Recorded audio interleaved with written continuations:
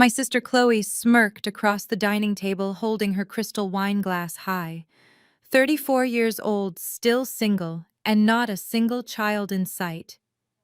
Are you planning to let your uterus dry up completely, Maya? Our parents chuckled loudly, their approval validating her cruelty. My white brother-in-law, Brandon, leaned back in his custom chair, laughing along. Oh, come on, Chloe. At least Maya has that cute little public relations job keeping her busy. I calmly wiped my mouth with a linen napkin, stared directly into Brandon's eyes, and smiled. Where are your savings, Brandon? Oh, right. I fund your entire lifestyle, but not anymore. The dining room fell completely silent, and our family dynamic was permanently changed. Before I continue this story, let me know where you are watching from in the comments below. Hit like and subscribe if you have ever had to stand up to toxic family members who underestimated your worth. Growing up in Atlanta, my parents, Reverend Thomas and Helen, obsessed over image. Inside our sprawling estate was a breeding ground for favoritism. Chloe was the golden child who gave them grandchildren. I was the scapegoat who worked a cute little job. The irony was lost on them. We gathered for Thanksgiving in the formal dining room. The table groaned under a catered feast I secretly paid for. Crystal chandeliers glowed over my family-curated performance. Chloe sat across from me, dripping in designer jewelry that I recognized from the credit card statements I reviewed every month. Brandon sat swirling expensive bourbon, acting like Lord of the Manor. He always used corporate jargon to make my career sound like a hobby. He endlessly bragged about his recent trip to the Hamptons. My mother smiled proudly at him, passing the cranberry sauce. We are just so blessed to have a strong provider in the family, Helen said, shooting a pointed look in my direction. It is so important for a woman to have a man who can secure her future. Chloe flipped her perfectly styled hair, resting a manicured hand on Brandon's shoulder. Not everyone can attract a high-value man, Mom. Some people are destined to be the quirky single aunt who works constantly just to afford her little apartment. We have to love Maya anyway. I sat listening to the clinking silverware, realizing how blind they were. They believed their lies. They thought Brandon was a financial genius. They thought Chloe was a successful homemaker, and my parents were the righteous owners of the mansion we sat in. I slowly placed my fork down, the metallic clink ringing sharply in the sudden quiet. I looked at Chloe, who was still wearing that smug, satisfied smile. You know, Chloe, I replied, my voice completely steady. Keeping up appearances must be exhausting. It is a good thing you have such a strong provider. Brandon scoffed, adjusting his silk tie. It is called smart investments, Maya. You would understand if you handled real capital instead of managing Instagram accounts for minor celebrities. I reached into my designer handbag and pulled out my phone, placing it face up on the table. I unlocked the screen, navigating directly to my private banking application. Real capital, Brandon, I asked, tilting my head. Tell me, how exactly does a smart investor afford the lease on a brand new Porsche when he has been unemployed for 6 months? The color drained from Brandon's face instantly. His hand froze halfway to his bourbon glass. Chloe laughed nervously, looking between us. What are you talking about? Brandon is a senior broker. He just got a bonus. I ignored her, keeping my eyes locked on Brandon. And Mom, I continued, turning to the head of the table where Helen sat, looking confused. I am glad you love this house so much. It really is a beautiful property. I just wish you and Dad had the common courtesy to thank the actual owner instead of insulting her at Thanksgiving dinner. Reverend Thomas finally spoke up, his booming preacher voice echoing in the room. Watch your tone, Maya. This is my house, and you will show respect. I picked up my phone, my thumb hovering over the master control panel of my corporate accounts. No, Dad, I said coldly. This house is owned by my limited liability company. I bought it when the bank was foreclosing on you 5 years ago. I own the house. I pay for the cars. I fund the credit cards you all use to pretend you are rich. You are my dependents, and as of right now, your allowance is permanently cut off. I pressed the red icon on my screen, instantly freezing every secondary card attached to my name, and watched their smug expressions turn to panic. The silence that followed my announcement was deafening. For a fraction of a second, nobody moved. Then the entire dining table erupted into absolute chaos. My mother Helen dropped her silver serving spoon, splashing cranberry sauce across the pristine white tablecloth. She gasped, clutching her pearl necklace, as if she were the victim of a physical attack. "You insolent child!" she shrieked, her voice echoing off the high ceilings of the dining room. "How dare you speak to your family this way? Apologize to your sister and your brother-in-law right now." Reverend Thomas stood up so quickly, his heavy wooden chair scraped violently against the hardwood floor. He pointed a trembling finger at me, channeling his best Sunday pulpit voice. "You will show respect in this house, Maya. You will not disrespect the man of this family, and you certainly will not threaten your mother and me with these ridiculous lies. If you think you can sit at my Thanksgiving table and spew this venom, you are sorely mistaken." I did not flinch. I did not cower the way I had when I was a teenager. I looked at the man who had spent my entire life telling me I was second best to Chloe. "Your house, Dad?" I asked, tilting my head slightly. "Do you really want to do this right now in front of everyone?" I pulled a folded document from my designer bag and tossed it onto the center of the table right next to the roasted turkey. "That is the deed to this property. It is registered to me. I bought this house for $1.2 million 5 years ago, when the bank was exactly 3 days away from tossing you and Mom out onto the street." Chloe snatched the paper from the table, her eyes scanning the legal jargon. "This has to be fake," she stammered, looking desperately at Brandon. "Maya cannot afford this. She manages social media for local bands. I manage public relations crises for Fortune 500 executives, Chloe." I corrected her smoothly. "My agency billed over $8 million last year. But let us talk about what you can afford. Let us talk about Brandon." I turned my gaze back to my brother-in-law, who was now sweating profusely under his expensive silk collar. "Tell them, Brandon," I challenged him. "Tell them how much your Porsche Panamera lease costs every month. It is $2,400. And that monthly payment is deducted directly from the secondary account I set up for Chloe to buy groceries for my nieces, not luxury German sports cars." Brandon opened his mouth to speak, but nothing came out. His face was blotchy and red. "And Mom." I continued, turning my attention back to Helen, who was staring at the deed in horror. "Did you really think Dad was covering the country club membership fees? That is another $1,500 a month, plus the pool maintenance, the landscaping, the property taxes, and the dog food. I pay for all of it. Every single dime that keeps this fake wealthy image afloat comes from the daughter you just told to eat in the kitchen." "You are lying!" Chloe screamed, tears streaming down her face, ruining her makeup. "You are just jealous of my marriage. You have always been jealous that I have a husband and you have nothing." "I have nothing," I repeated, laughing softly. "Chloe, you are 32 years old and you have not paid for your own cell phone bill since you were in college.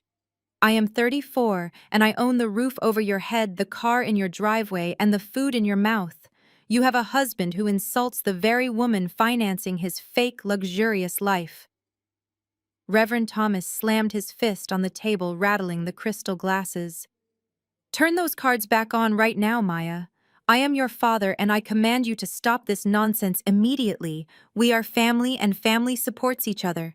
Support goes both ways, Dad," I replied, my voice dropping to a dangerous whisper.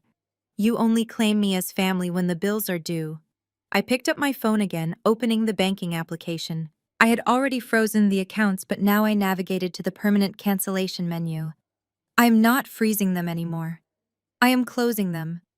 I tapped the screen, confirming the permanent closure of all secondary credit lines. Instantly, a buzz vibrated against the mahogany table. Everyone jumped. It was Brandon's phone. He grabbed it frantically. The screen lit up with an automated text message from American Express. "Transaction declined. Your secondary platinum card has been permanently deactivated by the primary account holder." The Thanksgiving massacre had officially begun. Brandon hurled his phone onto the table so hard the screen cracked against the wood. His refined composure completely evaporated. The smug finance broker vanished, replaced by a red-faced, desperate man whose lifeline had just been severed. "Are you insane?" he roared, stepping toward me with fists clenched. "You cannot just cut off our financial access without warning, Maya. We have bills to pay. I have client dinners scheduled. I absolutely need that card for business expenses." "Your business expenses?" I asked, raising an eyebrow as I stood up from my chair. "You mean the bar tabs and the luxury golf club fees? You have not closed a single deal in over half a year, Brandon. You have been living off my hard work while openly insulting my career. Those lazy days are over. Go find a real job." Chloe screamed in pure frustration. She grabbed her expensive crystal wine glass and hurled it blindly across the room. It shattered loudly against the mahogany sideboard, sending dark red wine splattering across the pristine white wall. "You are ruining our Thanksgiving," she shrieked hysterically. "You are ruining our entire lives, just because you are a bitter, lonely woman. You have no right to do this to us." I stepped back away from the puddle of wine and calmly picked up my coat from the back of my chair. "I have every right, Chloe," I said, slipping my arms into the warm sleeves. "It is my hard-earned money.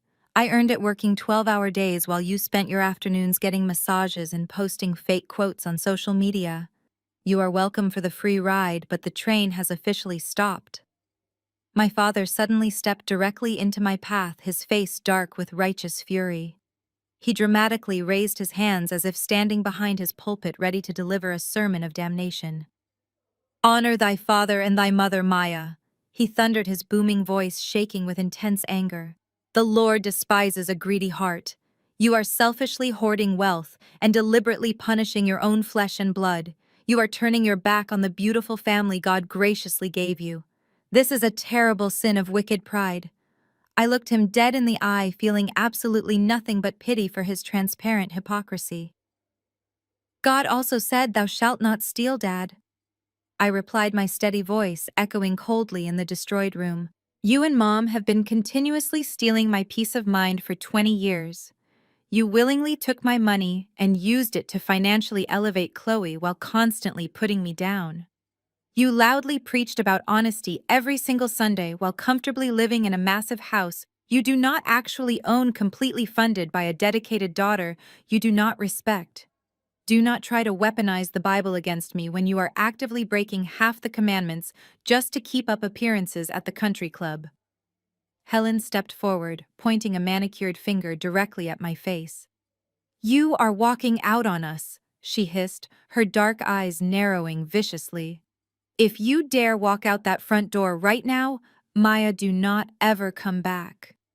We will never forgive you for this massive betrayal."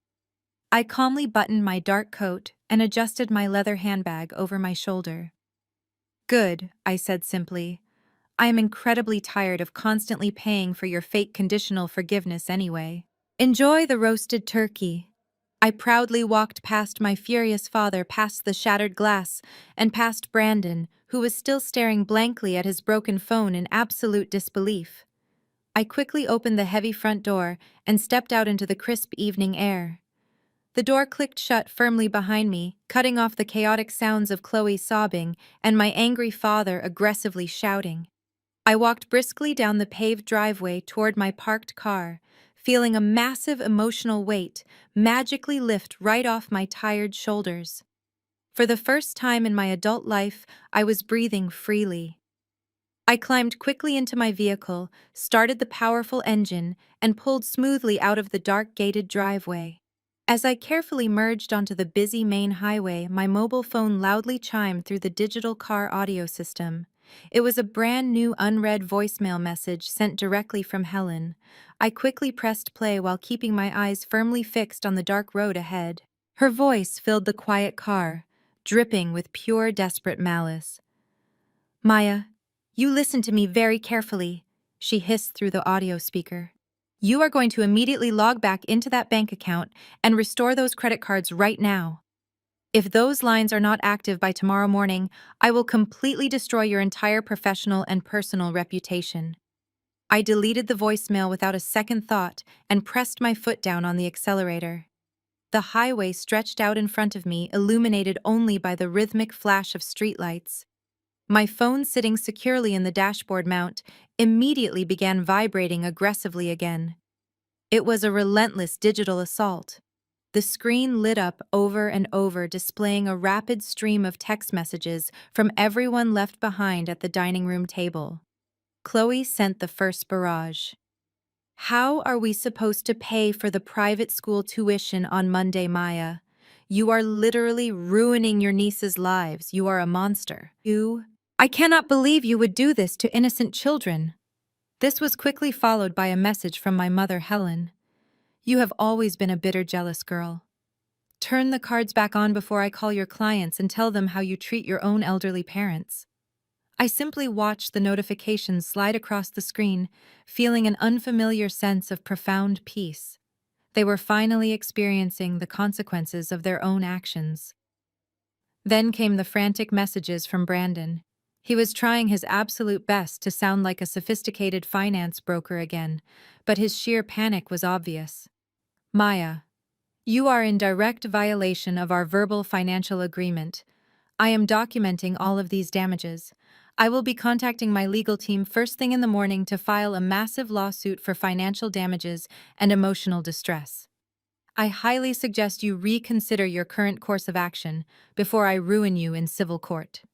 I actually laughed out loud in the empty car. His legal threats were completely empty. There was no verbal agreement.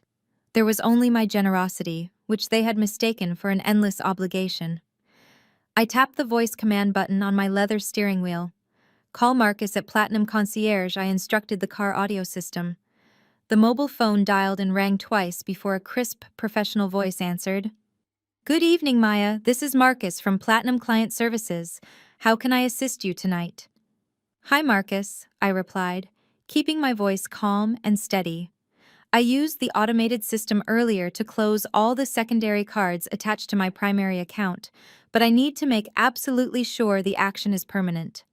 I want zero possibility of those credit lines being reopened or any emergency override charges being approved under any circumstances.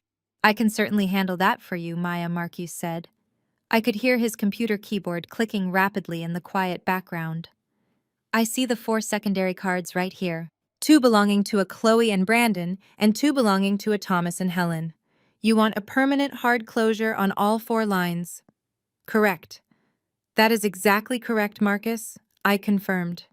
I also need you to put a strict security freeze on the main account right now. If anyone calls claiming to be my spouse or my parents, asking for access or emergency funds, deny them immediately. Require my personal voice verification for any future changes. Understood.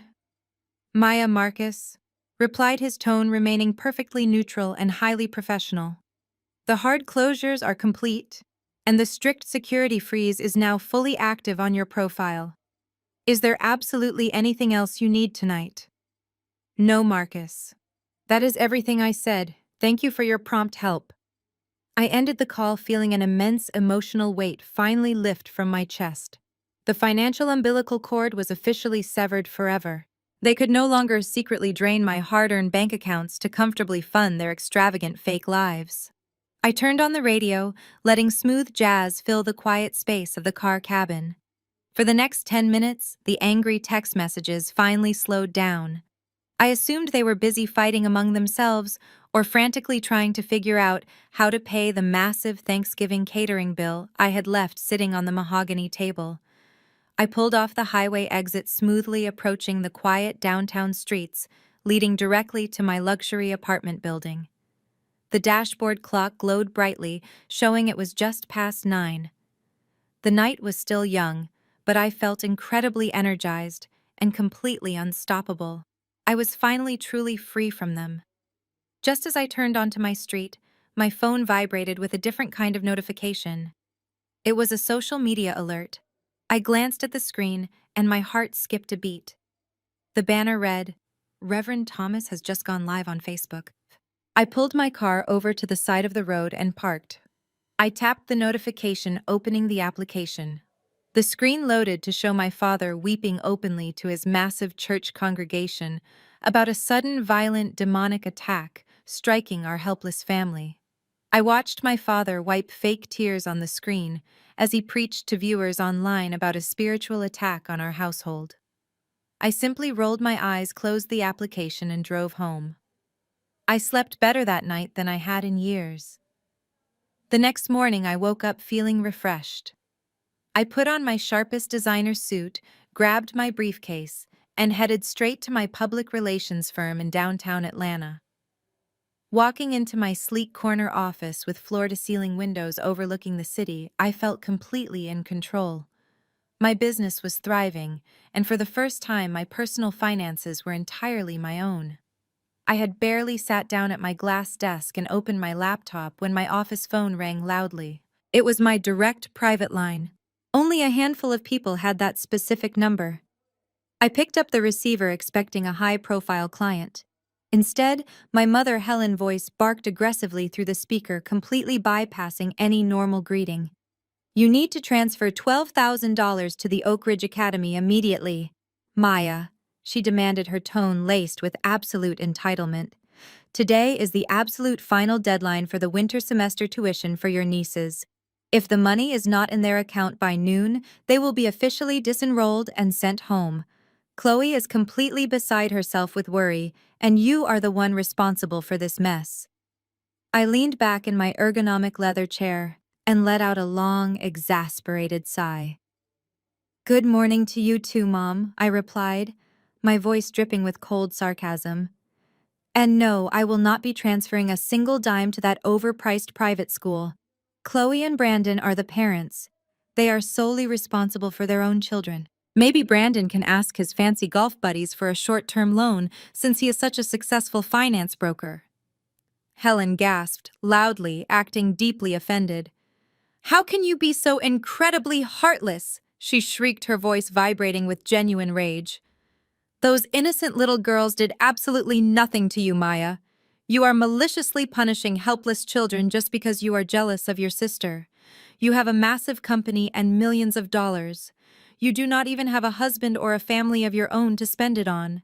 It is your fundamental duty to help provide for your flesh and blood." I felt a cold, sharp anger rise in my chest, but I kept my voice perfectly level. Jealous of Chloe, I asked, laughing bitterly. "Mom, let us get one thing perfectly straight right now. I am not jealous of a grown woman who cannot even afford her own groceries. I am not jealous of a marriage built on lies and stolen money. And I am certainly not punishing those children. Their own lazy parents are punishing them by living light years beyond their actual means." "You are a selfish, greedy girl," Helen hissed violently. "We raised you to share your blessings. We gave you everything. You gave me absolutely nothing." I snapped back, cutting her off completely. "You gave Chloe everything. You paid for her college tuition, while I worked 3 jobs to put myself through state school. You bought her a brand new car for graduation, while I rode the city bus for 5 years. You and Dad constantly told me I was not smart enough or pretty enough to succeed. You made me the invisible child. But the second I built this massive company from the ground up and bought the house you live in, suddenly I became the family bank. Your blatant favoritism is incredibly toxic, Mom. You created a spoiled, dependent monster in Chloe, and now you expect me to financially sustain her forever. Well, the bank is permanently closed."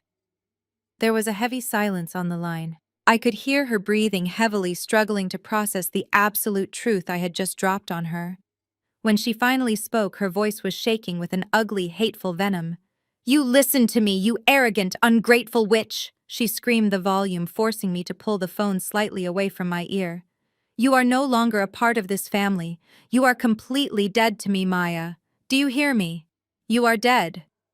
She slammed the phone down violently, severing the connection. I slowly placed my receiver back on the base, taking a deep, steadying breath. I had expected the harsh words, but hearing my own mother declare me dead still stung slightly. However, before I could even process the emotional weight of the brutal phone call, the heavy glass door to my private office suddenly swung open. My executive assistant Sarah rushed into the room looking absolutely terrified, clutching an iPad tightly to her chest. Sarah rushed into the room looking terrified, clutching an iPad tightly to her chest. "Maya, what is happening?" she asked, her voice trembling slightly. "Our company's social media pages are under a coordinated attack. We are losing followers by the minute, and the review sections are flooded with hateful comments." I quickly stood up and took the device from her shaking hands. My eyes scanned the screen and my blood ran cold. My father had not gone live on his personal profile last night. He had broadcast his morning sermon directly to the official church page, which boasted over 50,000 devoted local followers. The video clip was already viral within our community. There stood Reverend Thomas, dramatically wiping his face with a white handkerchief, preaching about the spiritual decay of the independent woman. He never explicitly said my full name, but he painted a vivid picture of a daughter consumed by corporate greed, abandoning her loving family out of spite. He called upon the congregation to pray for my wicked soul and to reject the businesses of those who turned their backs on the Lord and their hardworking parents. The faithful followers took his words as a direct command to go to holy war. I scrolled through the public reviews on my professional agency profile. Within the last hour, over 200 one-star ratings had appeared out of nowhere. The comments were incredibly vicious and personal. One frequent churchgoer named Sister Margaret wrote, "Do not trust this Jezebel with your business, because she is a heartless monster who starves her own nieces." Another prominent elder from the adult choir commented, "This company is funded by demonic greed and disrespect for religious elders." They were systematically trying to destroy the professional reputation I had spent the last decade building from the ground up. My office phone began ringing again, but this time, it was not my mother.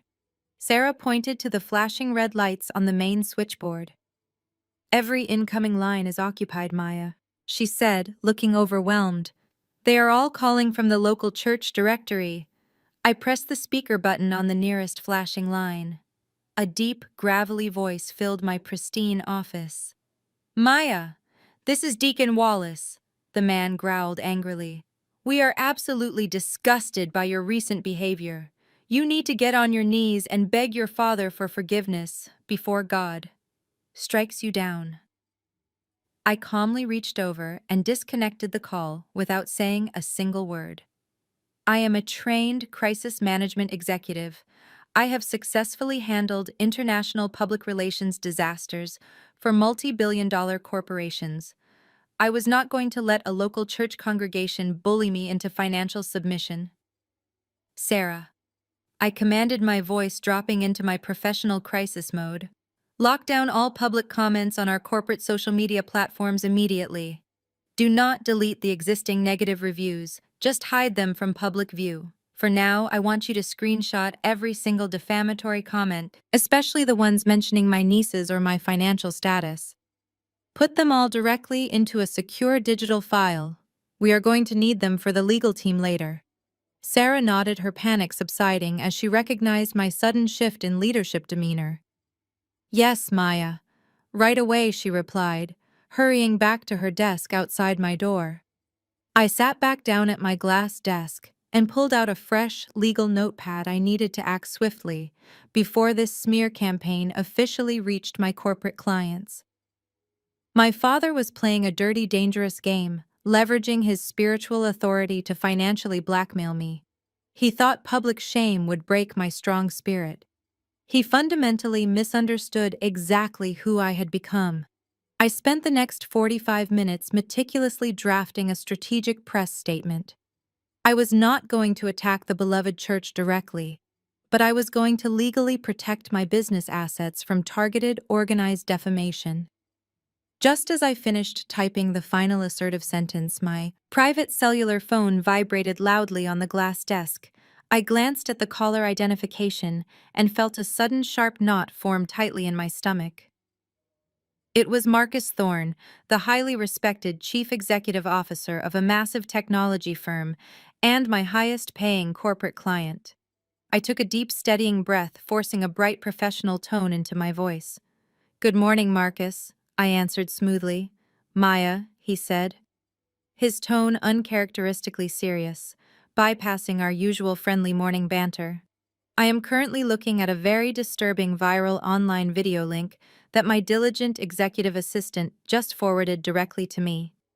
Can you please explain to me exactly why Reverend Thomas is publicly praying for your wicked soul on the internet, and why my company name is currently being tagged aggressively in the chaotic comment section?" "Marcus, I understand your concern," I said, keeping my voice steady. "The situation is a private family dispute that my father made public to his congregation. He is attempting to use public pressure to force a financial arrangement I have firmly declined. I assure you my agency has implemented a containment strategy. We are hiding the defamatory comments, and my legal team is preparing a formal cease and desist right now. Your company is targeted because you are my prominent client. I will personally ensure your brand is shielded from this local drama." Marcus was silent before letting out a soft chuckle. "Maya, I hired you because you are the most effective crisis manager in the Southeast," he replied, his tone relaxing. "If anyone can handle a rogue preacher, it is you. Just keep my corporate name out of the mud, and let me know if you need recommendations for a good defamation lawyer." I thanked Marcus and ended the call, feeling a surge of triumph. I successfully neutralized the biggest threat to my business. But before I could take a sip of coffee, the intercom on my desk buzzed loudly. It was Sarah, her voice laced with fresh panic. "Maya, your brother-in-law. Brandon is in the main lobby, aggressively demanding to see you, and threatening to cause a massive scene if I do not let him through the security doors." "Keep him right there, Sarah," I instructed, standing up. "Do not let him into the inner office. I am coming out to handle this personally." I walked straight out of my private office and strode confidently toward the glass reception area. I pushed through the double doors to find Brandon pacing aggressively across the marble floor. He wore a slightly wrinkled suit and carried a leather briefcase, trying his best to look like a powerful executive. Instead, he just looked sweaty and desperate. When he saw me, he immediately puffed out his chest and marched right up to the reception desk, trying to use his height to physically intimidate me. "You have exactly 5 minutes to fix this catastrophic mistake, Maya," he barked loudly enough for my front office staff to hear. "You are officially in breach of a binding verbal contract. You established a long-term pattern of financial support our family has legally relied upon. By cutting off those funds without written notice, you have caused severe reliance damages. I already drafted the initial paperwork for a civil lawsuit. I suggest you reinstate the credit cards before I take everything you own." I stood completely still and looked at him. My face remained entirely blank. I did not flinch. I just let his fake legal jargon hang awkwardly in the quiet lobby. Several of my employees were openly staring at us. I slowly crossed my arms over my chest and let out a loud, genuine laugh. It echoed brightly against the marble walls. "Reliance damages?" I asked, repeating the phrase mockingly. "Brandon, did you spend your entire morning searching legal terms on the internet trying to find a way to sound intelligent? A verbal contract requires mutual consideration. What exactly did you provide me in exchange for paying your luxury car lease?" "Nothing. You are an unemployed fraud who spent the last 6 months pretending to go to an office while secretly draining my bank account to fund your pathetic gambling habits. You have absolutely no legal standing, and you do not have the money to hire a real lawyer to even file that imaginary paperwork." Brandon turned a deep shade of crimson. His white male privilege was completely failing him in a room where I held all the actual power. He took a sudden aggressive step toward me, raising his voice into a furious shout. "You listen to me, you arrogant little witch!" Before he could finish the sentence, my 2 massive building security guards stepped smoothly out of the nearby elevator bay. They flanked Brandon, immediately grabbing him firmly by both of his arms. "Sir, it is time for you to leave the premises," the taller guard stated calmly but forcefully. I smiled warmly at Brandon as the two guards began to physically drag him backward toward the sliding glass exit doors. "Enjoy the long walk home, Brandon," I called out cheerfully. "I heard your luxury car lease is getting canceled today." Brandon struggled against the guards, but his physical resistance was completely useless. He glared at me with pure, unadulterated hatred. But right before the heavy glass doors slid shut, his angry expression suddenly morphed into a chilling, triumphant smirk.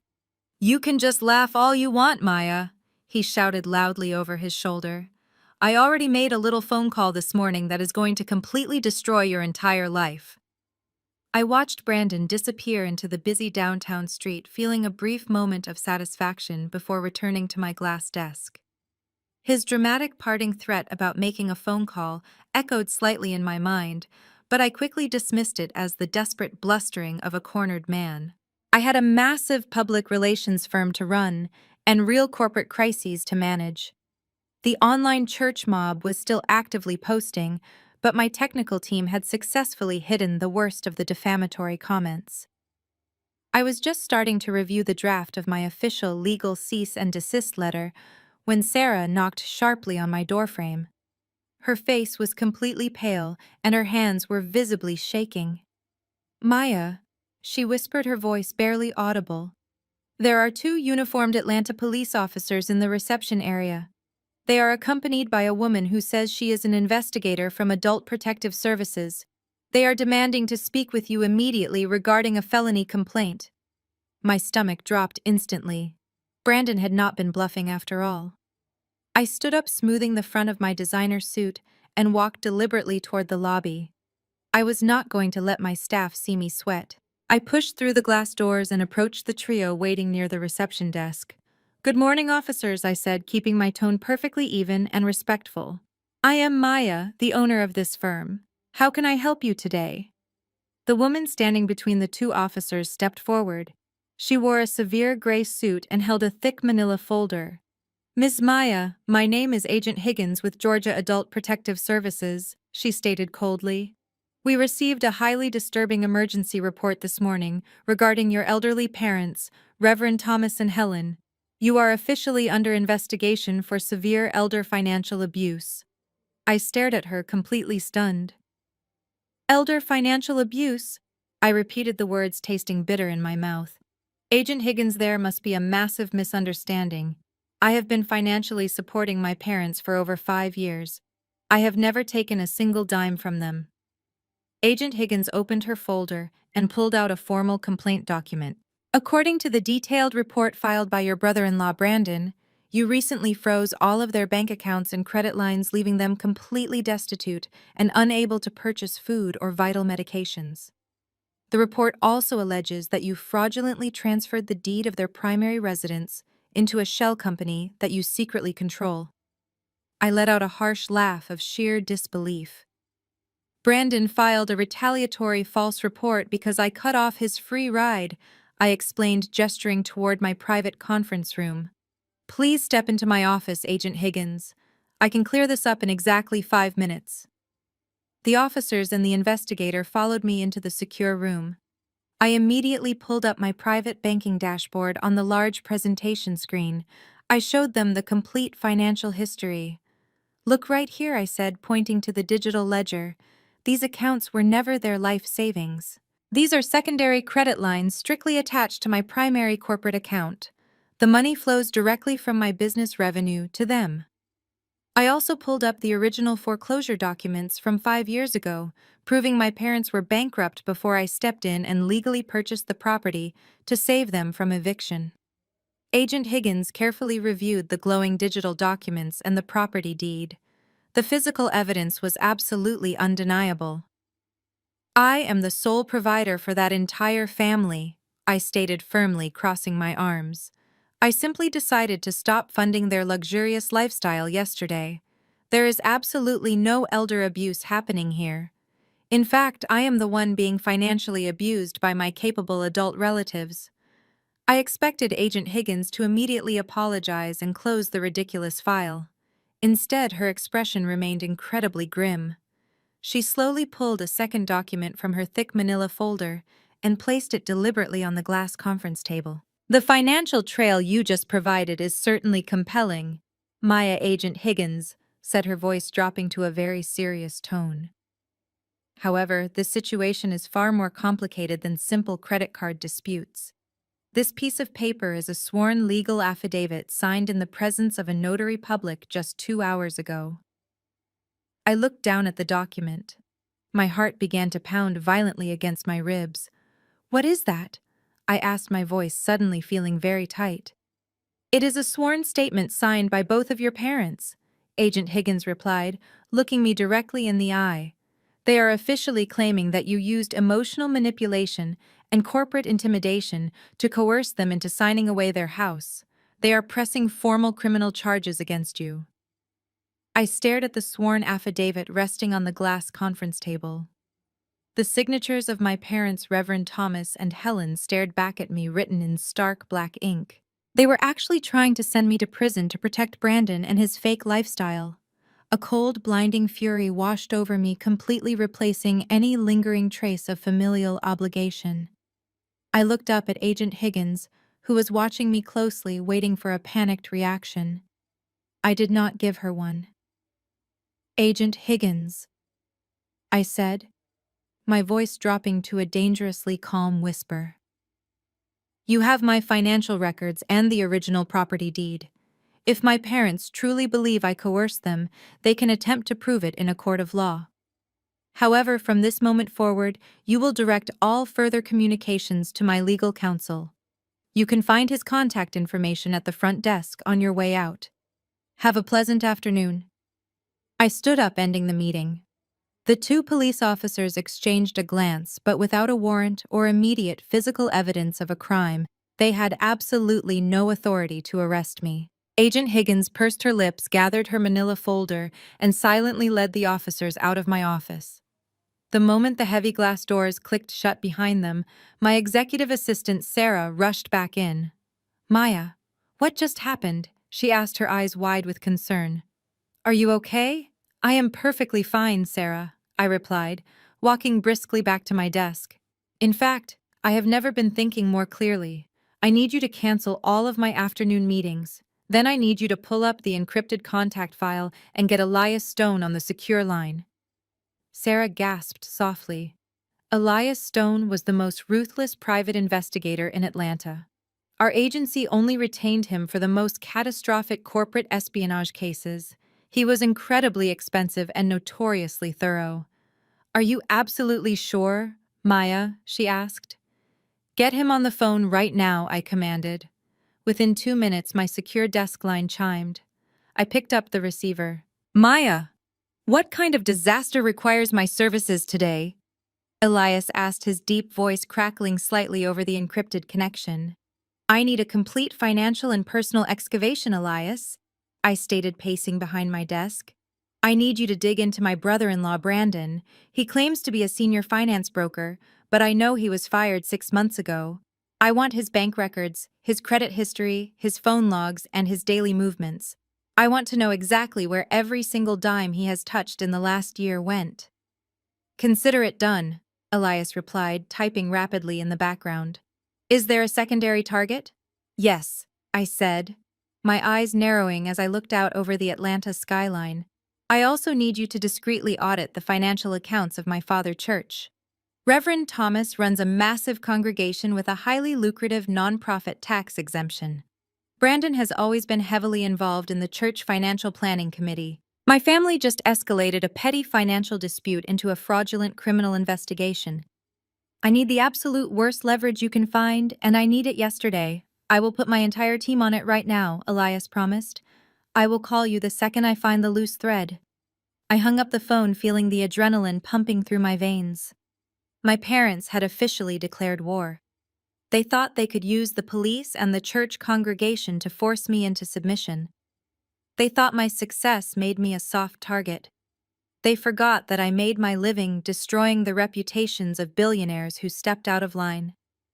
I spent the next several hours pacing my office, reviewing my own financial firewalls, and preparing my corporate lawyers for the incoming legal battle. I refused to let my family tear down the empire I had built. The afternoon stretched on, filled with tense anticipation. The online attacks from the church members continued to roll in, but they felt entirely insignificant now. I was hunting for much bigger prey. At exactly 4 o'clock in the afternoon, my private line rang again. It had only been 4 hours since I hired him. I snatched the receiver off the base. "Tell me what you found, Elias," I demanded immediately. Elias let out a low whistle over the line. "Maya, you are not going to believe what I am looking at," he said, his voice laced with genuine disbelief. "Your brother-in-law Brandon is not just broke and unemployed. He has been actively committing massive federal wire fraud. And worse, he has been illegally using your father church tax identification number to completely launder the stolen money." I sat completely frozen in my ergonomic chair, staring at the phone receiver in my hand. "Did you just say federal wire fraud?" I asked Elias, my voice barely above a whisper. "Yes," Maya Elias confirmed, sounding entirely professional despite the massive bombshell he just dropped. "Brandon has been siphoning money from vulnerable client portfolios for over a year. When he got fired, they quietly let him go to avoid a massive public scandal, but they demanded full restitution. To pay them back, he started funneling his illegal gambling debts through your father nonprofit church, accounts hiding the dirty money behind the religious tax exemption status." I instructed Elias to compile every single piece of evidence into a secure digital dossier and ended the call. My hands were shaking not from fear, but from absolute vindication. They had tried to destroy my life with a fake police report while actively running a federal criminal enterprise. I slept incredibly well that night. The following morning was a bright, beautiful Saturday. I was sitting comfortably on the plush velvet sofa in my luxury penthouse, sipping a hot matcha latte, when my personal cell phone suddenly chimed. It was an automated motion detection alert from the Ring doorbell camera installed at Chloe and Brandon's suburban house.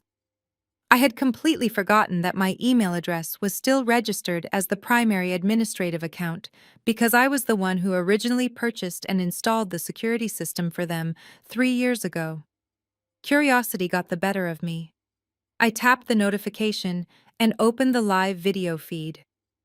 The high-definition camera provided a perfect wide-angle view of their manicured front lawn and the wide concrete driveway. Chloe was currently hosting her monthly neighborhood brunch. Several wealthy-looking women wearing expensive pastel sundresses and oversized designer sunglasses were gathered on the spacious front porch, holding crystal champagne flutes filled with expensive mimosas. Chloe was standing in the center of the group, laughing loudly and gesturing dramatically, clearly holding court among her snooty suburban friends. She looked perfectly content living her fake life. Then a massive, heavy-duty flatbed tow truck turned aggressively onto their quiet residential street. The loud, rumbling diesel engine completely drowned out the polite chatter on the porch. The truck backed swiftly into the driveway, stopping inches away from Brandon's pristine silver Porsche Panamera. The women on the porch fell dead silent. Chloe dropped her champagne flute, allowing it to shatter loudly against the porch floorboards. A large, burly man wearing a neon yellow safety vest jumped down from the truck cabin holding a thick metal clipboard. Brandon suddenly burst through the heavy wooden front door, sprinting down the driveway, wearing silk pajamas and expensive leather slippers. "Hey, you cannot do this!" he yelled, frantically waving his arms. "I am making the payment on Monday." The tow truck driver did not even bother to look at him. He calmly walked to the back of the flatbed and engaged the loud hydraulic winch. "Save it for the bank, buddy," the driver shouted over the mechanical noise. "Your lease is officially in default. You are 4 months behind and the primary financier canceled the emergency backup card yesterday. Step away from the vehicle." I watched the live feed in absolute fascination as the heavy steel hooks were efficiently attached to the undercarriage of the luxury sports car. Brandon desperately tried to argue, but the driver completely ignored him. The women on the porch began whispering furiously to each other, clearly scandalized by the brutal public display of financial ruin. Chloe stood completely frozen, her face turning a bright, unnatural shade of red, as she watched her carefully constructed wealthy neighborhood reputation evaporate into thin air. The loud winch pulled the expensive silver car slowly up the steep metal ramp. Within 3 minutes, the tow truck secured the vehicle and drove away, leaving Brandon standing barefoot in the empty driveway while Chloe's snooty friends awkwardly gathered their designer purses and began speed-walking toward their own vehicles. The brunch was officially over. I smiled, taking another slow sip of my warm matcha latte. I gently closed the security application, feeling an immense wave of satisfaction wash over me. Exactly 30 seconds later, my cell phone began ringing frantically. The caller identification displayed Chloe's name. I let it ring 3 times before I calmly pressed the green accept button and lifted the phone to my ear. "Maya, please, you have to help me." Chloe sobbed hysterically into the receiver, her voice breaking with genuine panic. "My entire social life is completely over. Everyone saw the repo man take the car away today. Please just wire me $10,000 right now so I can get it back before Monday morning. I am begging you." I held the phone slightly away from my ear as Chloe continued to sob loudly. Her desperation was incredibly thick, but I felt absolutely no sympathy for her. $10,000, I repeated, keeping my voice completely calm and entirely devoid of emotion. "Chloe, do you honestly hear yourself right now? You just watched a tow truck physically repossess your husband's luxury car because neither of you have bothered to hold down a real job or pay a single bill in months. And your first instinct is to call the sister you publicly mocked just 2 days ago to demand a massive cash bailout so you can save face in front of your neighborhood friends. The absolute sheer audacity is actually quite impressive. Maya, please stop lecturing me," Chloe cried, her voice rising an octave in sheer panic. "You have millions in your corporate accounts. $10,000 is absolutely nothing to you. It is pocket change. If you do not wire the money right now, my entire reputation in this community will be completely destroyed." Everyone saw the truck pull away. I cannot show my face at the country club ever again. I took a slow, deliberate breath. "You are right, Chloe," I said softly. $10,000 is pocket change to me. But I would rather burn those dollar bills in my fireplace than send a single cent to the people who actively tried to send me to federal prison yesterday. The line went dead silent. The sound of Chloe crying instantly stopped, replaced by a heavy, tense pause. "I know everything, Chloe," I continued, my voice turning cold and sharp. "I know all about the emergency police visit to my office. I know about the investigator from Adult Protective Services. I know that you and Brandon marched right down to the precinct and convinced Mom and Dad to sign a sworn legal affidavit falsely accusing me of criminal elder financial abuse. You actually tried to have me arrested for stealing the house that I bought with my own hard-earned money to save them from homelessness." Chloe hesitated for only a brief second before her tone completely shifted.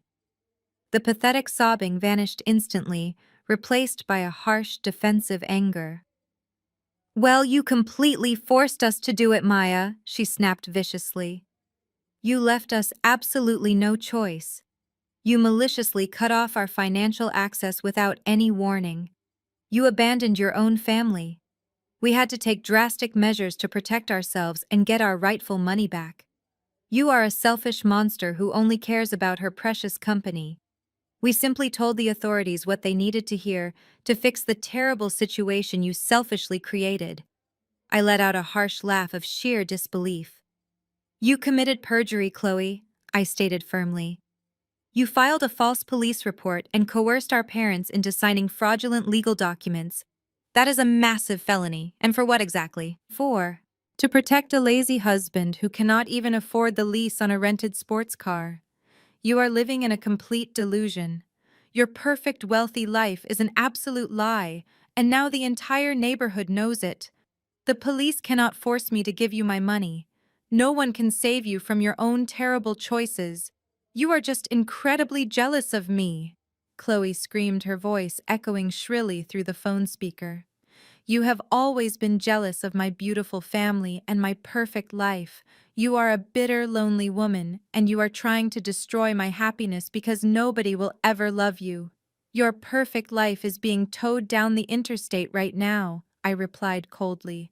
My life is secure. My company is thriving. My house is paid for.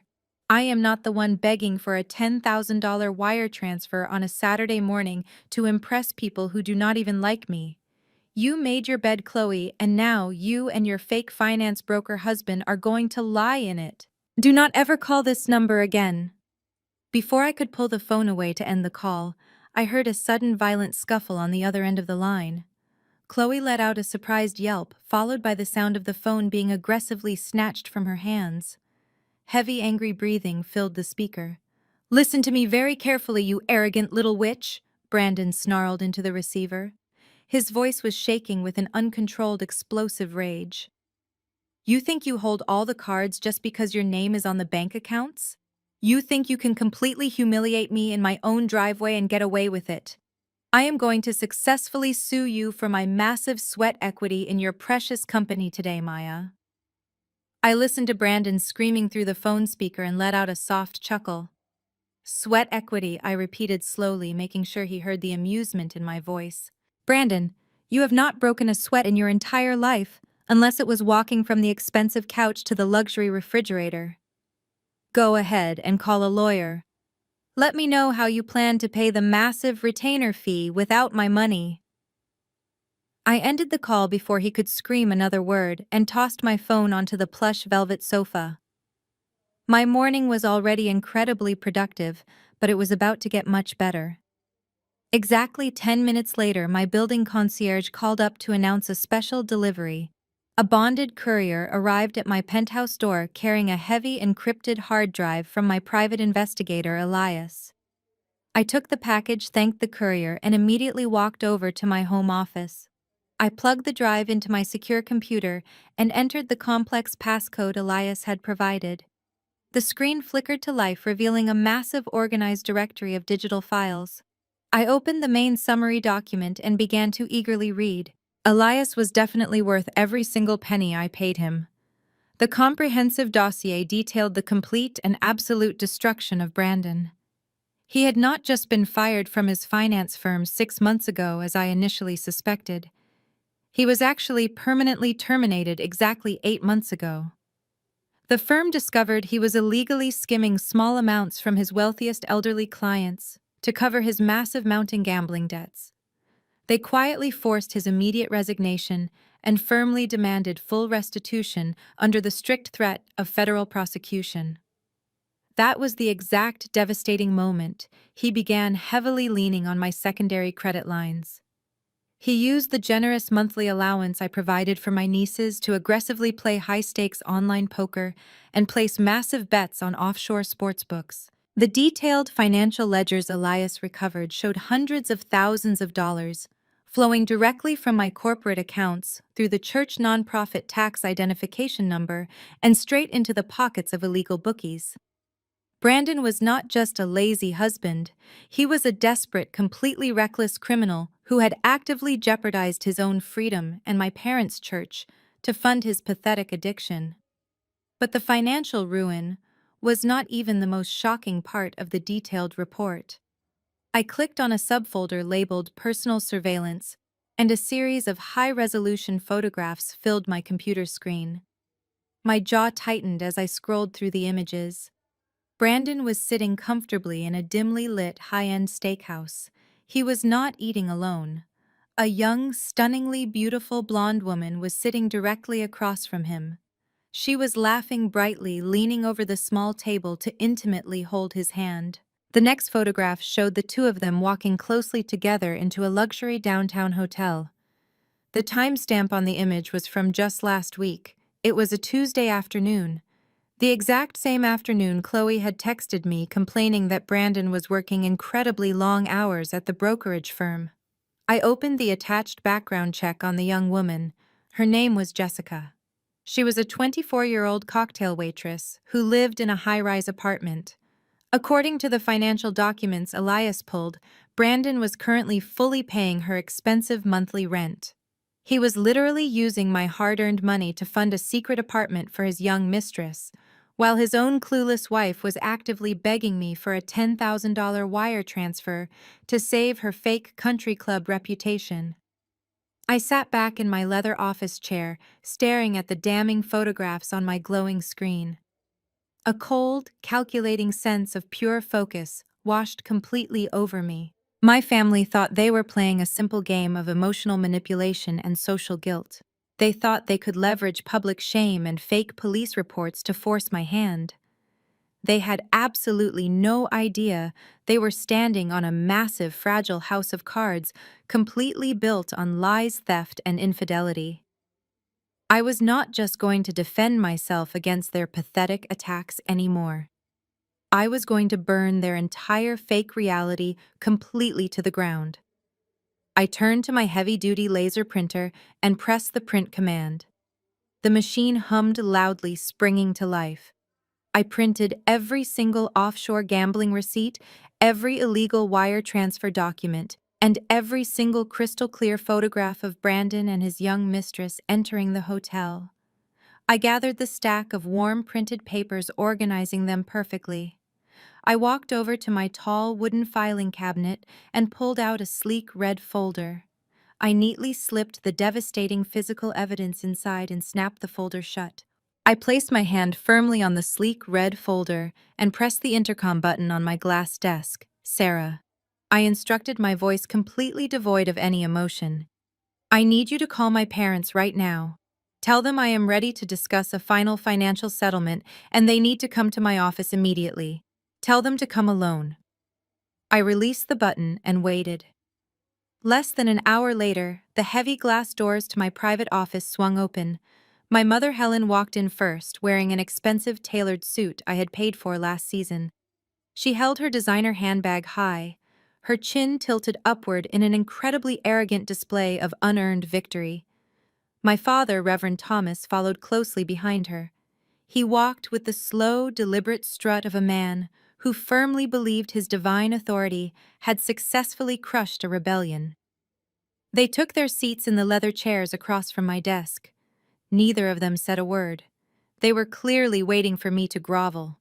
They expected a tearful apology for my terrible behavior and a massive cashier check to magically fix Chloe's ruined weekend. They truly believed I was weak enough to cave under their immense and completely ridiculous family pressure. I remained perfectly still in my ergonomic chair. I did not offer them anything to drink. I did not ask about their day. Well, Maya Helen finally spoke, breaking the heavy silence. Her voice dripped with condescending superiority. "We are waiting. I sincerely hope you brought us here to make this right. Your sister is absolutely devastated about the car and the neighborhood humiliation. You caused a massive scene and forced us to take drastic legal measures. But your father and I are willing to graciously drop the criminal complaint with Adult Protective Services if you apologize right now and immediately reinstate every single financial account. We also expect a separate wire transfer to completely cover the emotional distress you intentionally caused our family." I looked at the two people who raised me. The sheer entitlement radiating from them was genuinely breathtaking. I slowly picked up the sleek red folder resting on my desk. "You completely misunderstood why I called you here today, Mom," I said, my voice dropping to a dangerously calm whisper. "I did not invite you here to apologize. I invited you here to inform you that you bet your entire future on the wrong horse." I slid the bright red folder smoothly across the polished glass surface of my desk. It stopped perfectly right in front of my father. "I highly suggest you open that, Dad," I instructed, leaning back in my chair. "And I suggest you look at every single page very carefully before you ever threaten me with a fake police report again." Reverend Thomas scoffed loudly, clearly irritated by my absolute lack of submission. He reached out with a heavy hand and flipped open the red cover. Helen leaned over his shoulder, ready to loudly dismiss whatever she thought I was trying to show them. Their arrogant expressions lasted for exactly 5 seconds. The very first page was a high-resolution photograph of Brandon kissing his young cocktail waitress mistress outside the luxury hotel. Helen gasped sharply, her hand flying to her mouth in genuine shock. Reverend Thomas quickly flipped to the next page, revealing the detailed residential lease agreement Brandon had signed for the young woman paid entirely through my secondary credit line. Then came the extensive offshore gambling ledgers, showing hundreds of thousands of dollars lost in a matter of months. But I was not watching Helen react to the devastating infidelity. I was watching my father. As Reverend Thomas reached the final section of the thick dossier, his hands began to visibly shake. These pages contained the undeniable federal banking records proving Brandon was fired for embezzlement. And most importantly, the documents clearly showed exactly how Brandon used the sacred nonprofit tax identification number of the church to funnel his stolen money and pay his illegal bookies. I expected my father to explode with righteous fury.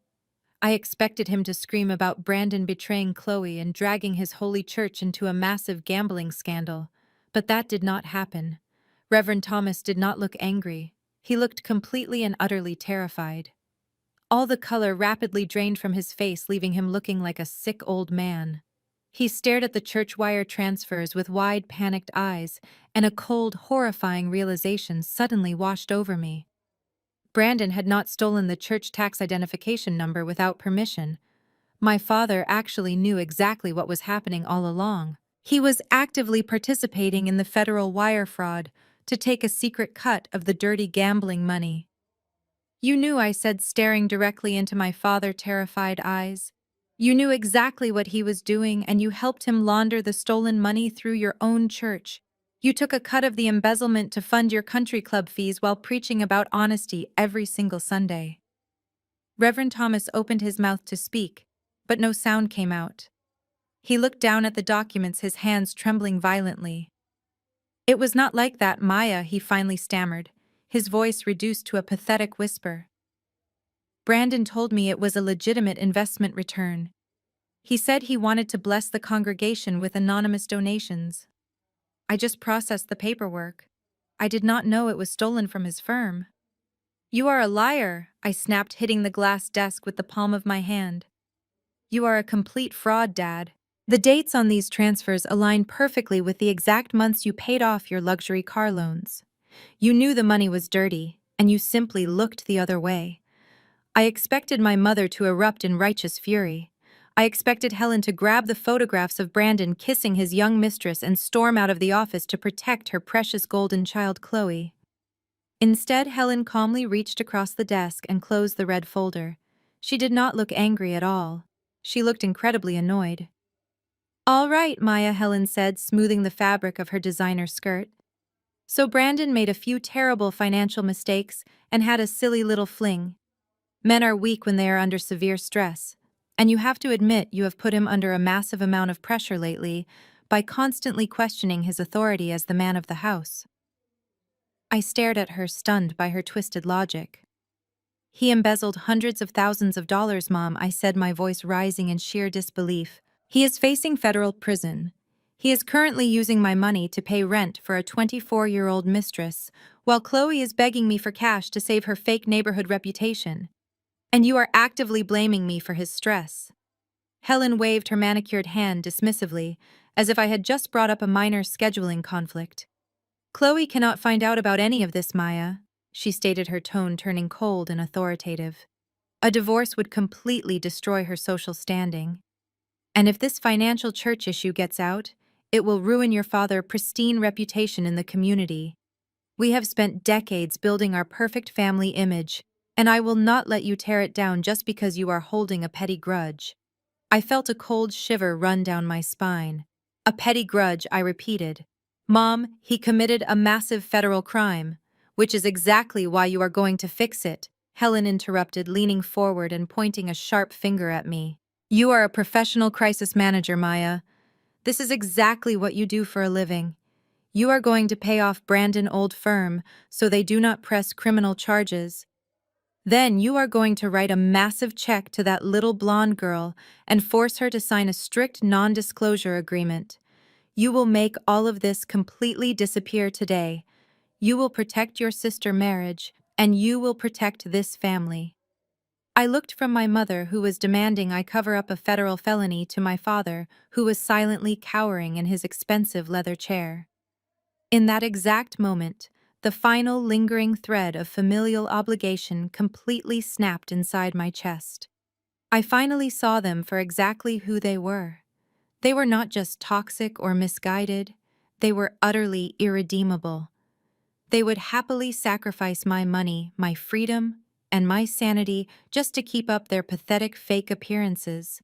They did not love me. They only loved what I could forcefully provide to protect their fragile egos. I slowly stood up from my ergonomic chair, buttoning my designer jacket. "No," I said, my voice vibrating with absolute finality. "I am not fixing anything. I am not paying off his firm, and I am not paying off his young mistress. I am going to sit right here in my beautiful office and watch your entire fake world completely burn to the ground." Helen stood up, her face twisting into a mask of pure hatred. "You selfish, ungrateful witch," she hissed violently. "If you do not fix this, I will personally make sure everyone in Atlanta knows exactly how you abandoned us." "Get out of my office," I commanded, pointing at the heavy glass doors. "Both of you get out before I call building security and have you dragged into the street." My mother Helen shot me one final venomous glare before turning sharply on her expensive designer heels. She marched out of my private office with her head held high, completely refusing to acknowledge the massive criminal reality I had just exposed. Reverend Thomas practically scrambled after her, looking like a terrified shadow of the powerful preacher he pretended to be on Sunday mornings. The heavy glass doors swung shut behind them, leaving me standing alone in the quiet hum of my executive suite. I sank slowly back into my ergonomic leather chair, feeling an intense mixture of sheer exhaustion and absolute clarity. I assumed that seeing the physical proof of Brandon committing federal wire fraud and maintaining a secret young mistress would finally force my parents to retreat. I mistakenly believed that the undeniable threat of federal prison would make them silently fade away to deal with their catastrophic mess. But I had severely underestimated the boundless depths of their toxic delusion. For 3 peaceful days, I heard absolutely nothing from my family. The church online harassment slowly faded as my technical team blocked the coordinated attacks. I threw myself completely into my corporate crisis management work, successfully shielding my high-profile clients from the temporary public relations fallout. I thought the worst part of the storm had finally passed. I thought they were busy packing Brandon up and preparing for the inevitable FBI raid on his home. I was incredibly wrong.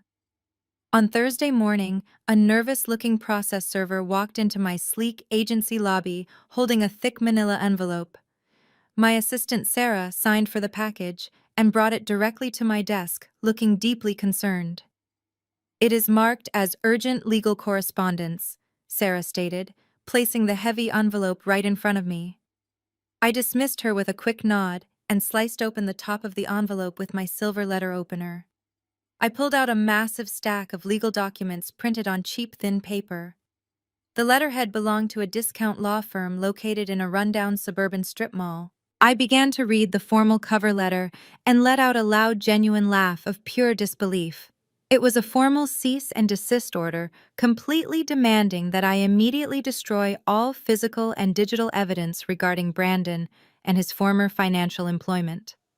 The cheap lawyer actually dared to claim that my private investigator had illegally obtained the banking ledgers and that I was actively threatening Brandon with malicious corporate blackmail.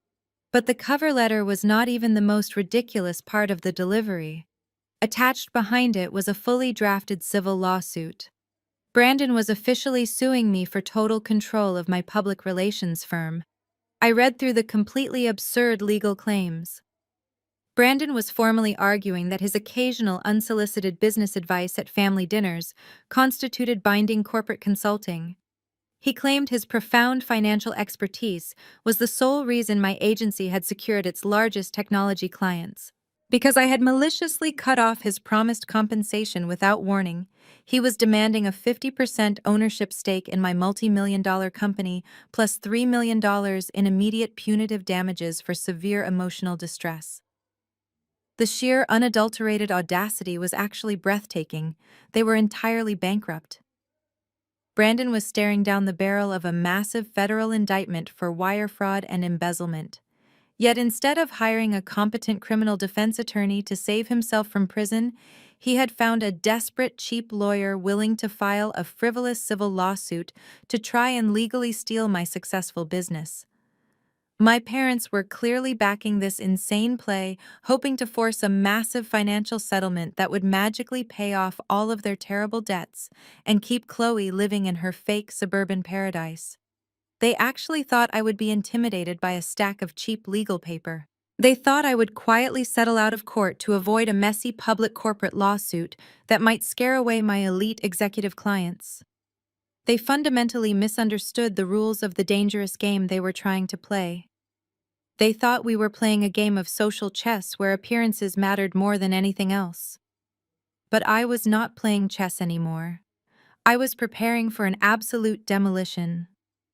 I neatly stacked the ridiculous legal documents and pushed them to the side of my polished glass desk. I did not feel an ounce of fear or anxiety.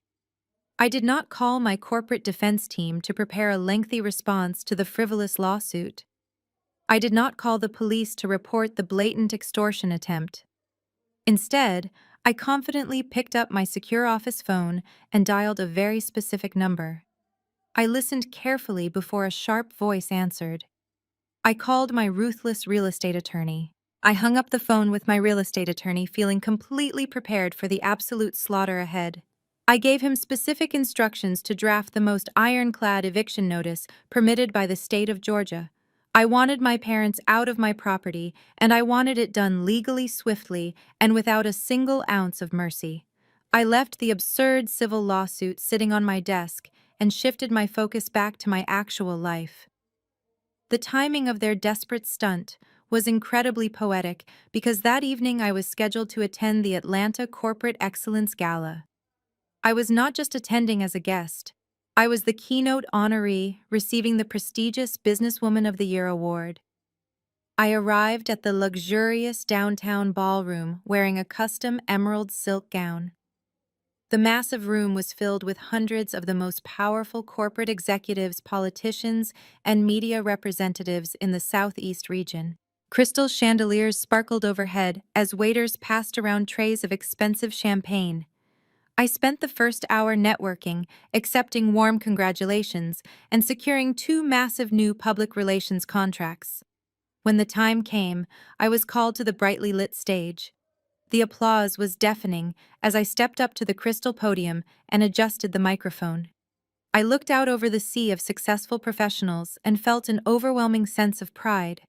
I had built my massive empire entirely from scratch despite my family constantly trying to pull me down. I began my carefully prepared acceptance speech, speaking passionately about the unique challenges female entrepreneurs face in the modern corporate world. I was just reaching the emotional climax of my speech when a sudden loud commotion erupted near the heavy brass entrance doors at the back of the ballroom. I paused and looked up. Brandon had violently pushed his way past the 2 young event hostesses. He was wearing the exact same wrinkled suit from my office lobby, and he looked completely unhinged. He marched aggressively down the center aisle, ignoring the shocked gasps of the wealthy guests. He held a thick stack of legal papers high in the air, clearly hoping to create a massive public spectacle. He wanted to humiliate me in front of the press. He wanted the cameras flashing as he served me with his ridiculous lawsuit for a fraudulent share of my company. "Here is your lawsuit, Maya," he shouted, his voice echoing loudly across the silent ballroom. "You are officially being served for corporate fraud." Several security guards rushed forward to intercept him, but I raised my hand, signaling them to stop. I did not panic. I am a master of crisis management, and Brandon had just handed me the ultimate public relations opportunity on a silver platter. I smiled warmly, stepped out from behind the crystal podium, and walked gracefully to the edge of the stage. I reached down and calmly took the thick stack of cheap legal papers directly from his sweaty, trembling hands. The entire ballroom held its breath, waiting for my reaction. I turned slowly back to the microphone, holding the papers up for the entire audience and the flashing press cameras to see. "Ladies and gentlemen," I said, my voice projecting clearly and confidently through the massive sound system, I was just speaking about the unfortunate hurdles successful women inevitably face. It seems the universe wanted to provide a live demonstration tonight. What you are witnessing right now is the desperate attempt of an unemployed man trying to legally steal half of a multi-million-dollar company simply because I stopped paying his luxury car lease. The ballroom erupted into a massive wave of genuine laughter and thunderous applause. The elite crowd instantly recognized the pathetic nature of his public stunt. The flashing cameras focused on me standing tall and radiant in my emerald gown, graciously holding the papers like a secondary trophy. I turned my attention back to Brandon, who was standing frozen at the bottom of the stage, looking completely horrified as the massive crowd openly mocked him. "Thank you for the special delivery, Brandon," I said, flashing him a brilliant media-ready smile. "You can leave now." The security guards grabbed him by both arms and forcefully dragged him backward down the long center aisle. The press photographers snapped dozens of pictures of his red, sweaty face as he was physically ejected from the luxurious venue. I handed the worthless court papers to the event coordinator and returned to the podium to finish my speech to a standing ovation. Brandon thought he could publicly destroy my elite reputation, but he only managed to make me look completely untouchable. He officially set the stage for the final legal showdown, and I was perfectly ready to completely obliterate him at the upcoming mediation. The morning of the legally mandated mediation arrived with a downpour washing over the streets of Atlanta. I woke up feeling rested and focused. My phone was buzzing relentlessly on the nightstand, but I deliberately ignored it. The viral video of my flawless public relations victory at the corporate gala the previous night was dominating local news feeds. I had zero interest in celebrating a minor social victory when I was preparing for an absolute legal slaughter. Today, I permanently severed the cancerous financial limbs of my toxic family. I walked into my home office and unlocked my steel safe. I needed to meticulously organize my 3 ultimate trump cards before heading downtown. I pulled out a thick black leather briefcase and opened it on my desk. First, I placed the original property deed to my parents' massive suburban mansion into the front pocket. Right next to it, I slid a perfectly drafted 30-day eviction notice prepared by my ruthless real estate attorney. That was my first trump card. They wanted to sue me, so I was going to legally render them homeless. Next, I pulled out a tightly bound stack of financial documents. These were not basic bank statements. Over the last 5 years, every time Brandon or my parents begged for a massive cash bailout, I had required them to sign standard promissory notes. I framed it as a simple tax formality at the time, but it was actually a legally binding interest-bearing personal loan agreement. They never bothered to read the fine print because they never had any intention of paying me back. The total accumulated debt now sat at a staggering $1.4 million. I placed the signed promissory notes into the middle compartment of the leather briefcase. That was my second trump card. Finally, I picked up the sleek red folder containing the devastating private investigator dossier. Inside were the high-resolution photographs of Brandon, kissing his blonde mistress, the residential lease agreement for her luxury apartment, and the undeniable federal banking records, proving he was actively embezzling money and laundering it through my father, Holy Church. I placed the red folder into the back compartment and snapped the heavy brass locks of the briefcase shut. My trap was officially loaded and ready to snap. My personal cell phone buzzed aggressively again. I picked it up and looked at the glowing screen. I currently had exactly 40 missed calls and 27 unread text messages entirely from Chloe. She had been frantically trying to reach me since 6 in the morning. I tapped her contact name and listened to the most recent voicemails. Her voice was trembling with sheer panic. "Maya, please pick up the phone," she begged in the recording, her words tumbling over each other. "Brandon bank accounts are completely frozen. The grocery store just declined my card, and the private school is threatening to expel the girls today. Brandon is acting insane, and he will not tell me where our money is. He keeps screaming about a massive settlement today, but we do not even have cash to buy gasoline. Please, Maya, I am scared. You have to help me before we lose everything. I deleted the pathetic voicemail without a single ounce of pity. She was finally waking up to the harsh reality of her fake, luxurious life, but it was far too late for apologies. She had willingly participated in the malicious attempt to have me falsely arrested for elder abuse. She had loudly cheered when Brandon tried to steal half of my company. She had made her choice, and now she was going to suffer the massive consequences of her arrogant stupidity. I turned off my cell phone entirely and tossed it onto the bed. I walked into my closet and selected my armor for the day. I chose a sharply tailored charcoal gray designer suit paired with sleek black stiletto heels. I pulled my hair back into a tight professional bun and applied a dark, bold shade of red lipstick. I looked into the full-length mirror and saw a powerful, untouchable corporate executive staring back at me. I grabbed my black leather briefcase and headed down to my waiting car. The mediation was scheduled at a high-end corporate law firm located in the center of the financial district. I stepped out of my car and walked confidently into the towering glass skyscraper. The receptionist directed me to a massive conference room on the 40th floor. I did not bother to bring my expensive corporate legal team. I did not need them to handle a cheap strip mall lawyer and a family of desperate frauds. I walked straight into the downtown law office for the mediation dressed impeccably and completely alone without fear. The heavy solid oak doors of the 40th floor corporate conference room swung open, and I stepped confidently inside. The massive room featured floor-to-ceiling windows, offering a panoramic view of the gloomy, rainy Atlanta skyline. In the center of the room sat a long, polished mahogany table. My entire family was already seated on one side of the table, looking like a perfectly united front of absolute greed. Brandon sat in the middle, wearing a brand-new expensive suit he undoubtedly purchased on credit. Chloe sat tightly next to him, clutching a designer handbag and shooting me a look of pure, unadulterated venom. My mother Helen and my father Reverend Thomas flanked them on either side, sitting tall and radiating an absurd level of arrogant smugness. Next to Brandon sat a short, balding man wearing an ill-fitting cheap gray suit. He was nervously shuffling a messy stack of papers.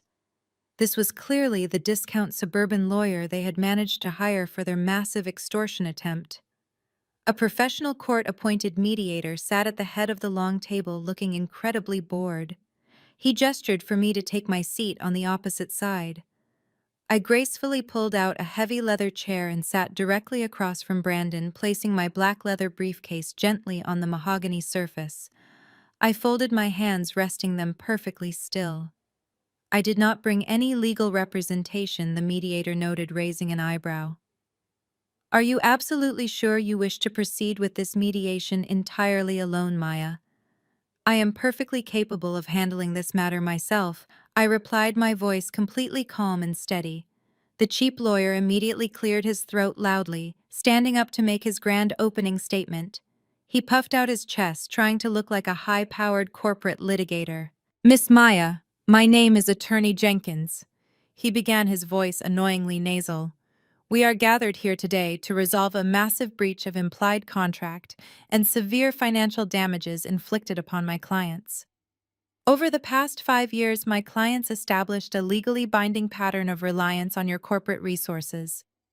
Brandon provided invaluable strategic financial consulting that directly led to the massive success of your public relations firm.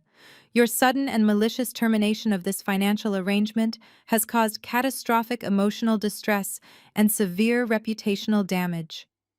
I watched Brandon smirk proudly as the lawyer spoke. Chloe reached over and patted his hand, acting like the devoted wife of a brilliant, wrongfully accused businessman. Helen nodded in stern agreement, while Reverend Thomas maintained his fake righteous posture. They truly believed this cheap theatrical performance was actually going to intimidate me into handing over my hard-earned empire. Attorney Jenkins loudly slapped a single sheet of paper onto the center of the mahogany table. Therefore, to avoid a lengthy and incredibly public civil trial, my clients are willing to graciously settle this matter today under 2 very specific conditions, he announced, leaning forward aggressively. First, we demand an immediate one-time cash payment of exactly $5 million to adequately cover the severe emotional distress and sudden financial damages. Second, we require the immediate transfer of a 30% permanent ownership stake in your corporate public relations firm directly to Brandon to properly compensate him for his massive sweat equity. The room fell completely silent. The mediator looked at the ridiculous demands and then looked over at me, clearly expecting me to erupt into a massive fit of rage. $5 million and a 30% stake in a highly successful corporate agency was an absolutely insane demand, based on absolutely zero legal precedent. Brandon crossed his arms over his chest, leaning back in his leather chair with a look of absolute triumph on his sweaty face. He genuinely thought he had completely cornered me. He thought the fear of a messy public corporate lawsuit would force me to instantly cave and write him a massive check. Chloe glared at me, waiting for me to start crying and begging for their forgiveness. I did not cry. I did not scream out in frustration or anger. I did not even frown or show the slightest hint of physical discomfort. I simply sat there in my heavy leather chair and let the absolute absurdity of their grand extortion speech hang heavily in the cold, quiet air of the luxury conference room. I decided to let them fully enjoy their pathetic fake victory for exactly 30 seconds of unbroken silence. I looked directly into Brandon, sweating eyes, watching his extremely smug confidence suddenly waver just a tiny fraction under my completely emotionless and calculating stare. Then, without saying a single word, I slowly reached forward and placed my hands firmly on the heavy brass locks of my black leather briefcase. The heavy brass locks of my black leather briefcase opened with a sharp, definitive click that echoed loudly in the silent luxury conference room. I slowly lifted the thick leather flap and reached inside the front compartment. Everyone at the mahogany table leaned forward slightly, watching my hands with intense, eager anticipation. Brandon was practically salivating, thinking I was reaching for my corporate checkbook to grant his massive extortion demand. Instead, I pulled out a single thick stack of official legal documents printed on heavy bonded paper. I placed them gently on the polished wood surface right in front of me. I looked directly at Attorney Jenkins, who was still standing proudly puffing out his chest. "Mr. Jenkins," I said, keeping my voice perfectly level and completely devoid of emotion. "Your clients have deliberately misinformed you about the fundamental nature of our financial relationship. There was absolutely no implied contract, and there was certainly no corporate consulting provided by this unemployed man sitting next to you. In fact, the only legally binding relationship that currently exists between myself and my family is a standard landlord and tenant agreement." Attorney Jenkins frowned deeply, his nasal voice returning immediately. "A landlord and tenant agreement?" he repeated, looking completely confused. "Miss Maya, this mediation is regarding a multi-million-dollar corporate dispute and severe emotional damages. We are not here to discuss petty residential leases. We are discussing exactly what I tell you we are discussing," I replied, my voice dropping to a sharp, authoritative edge that instantly silenced the cheap lawyer. I turned my attention away from him and looked directly at my mother, Helen, and my father, Reverend Thomas. They were both sitting stiffly, their smug expressions slowly morphing into genuine confusion. "Mom, Dad," I said, gesturing toward the thick stack of papers. "Do you remember 6 years ago when the bank was aggressively threatening to foreclose on your massive suburban mansion? You were completely bankrupt. You came to my small apartment crying and begging me to save your precious reputation in the church community. You told everyone I generously paid off your massive mortgage out of the kindness of my heart. We raised you to be a generous daughter." Helen snapped defensively, crossing her arms over her chest. "It was your familial duty to help us in our time of need. You owed us that money for giving you a wonderful life." "I did not give you a single dime, Mom," I corrected her smoothly. I did not pay off your massive mortgage. I legally purchased the entire property directly from the bank through my private limited liability company.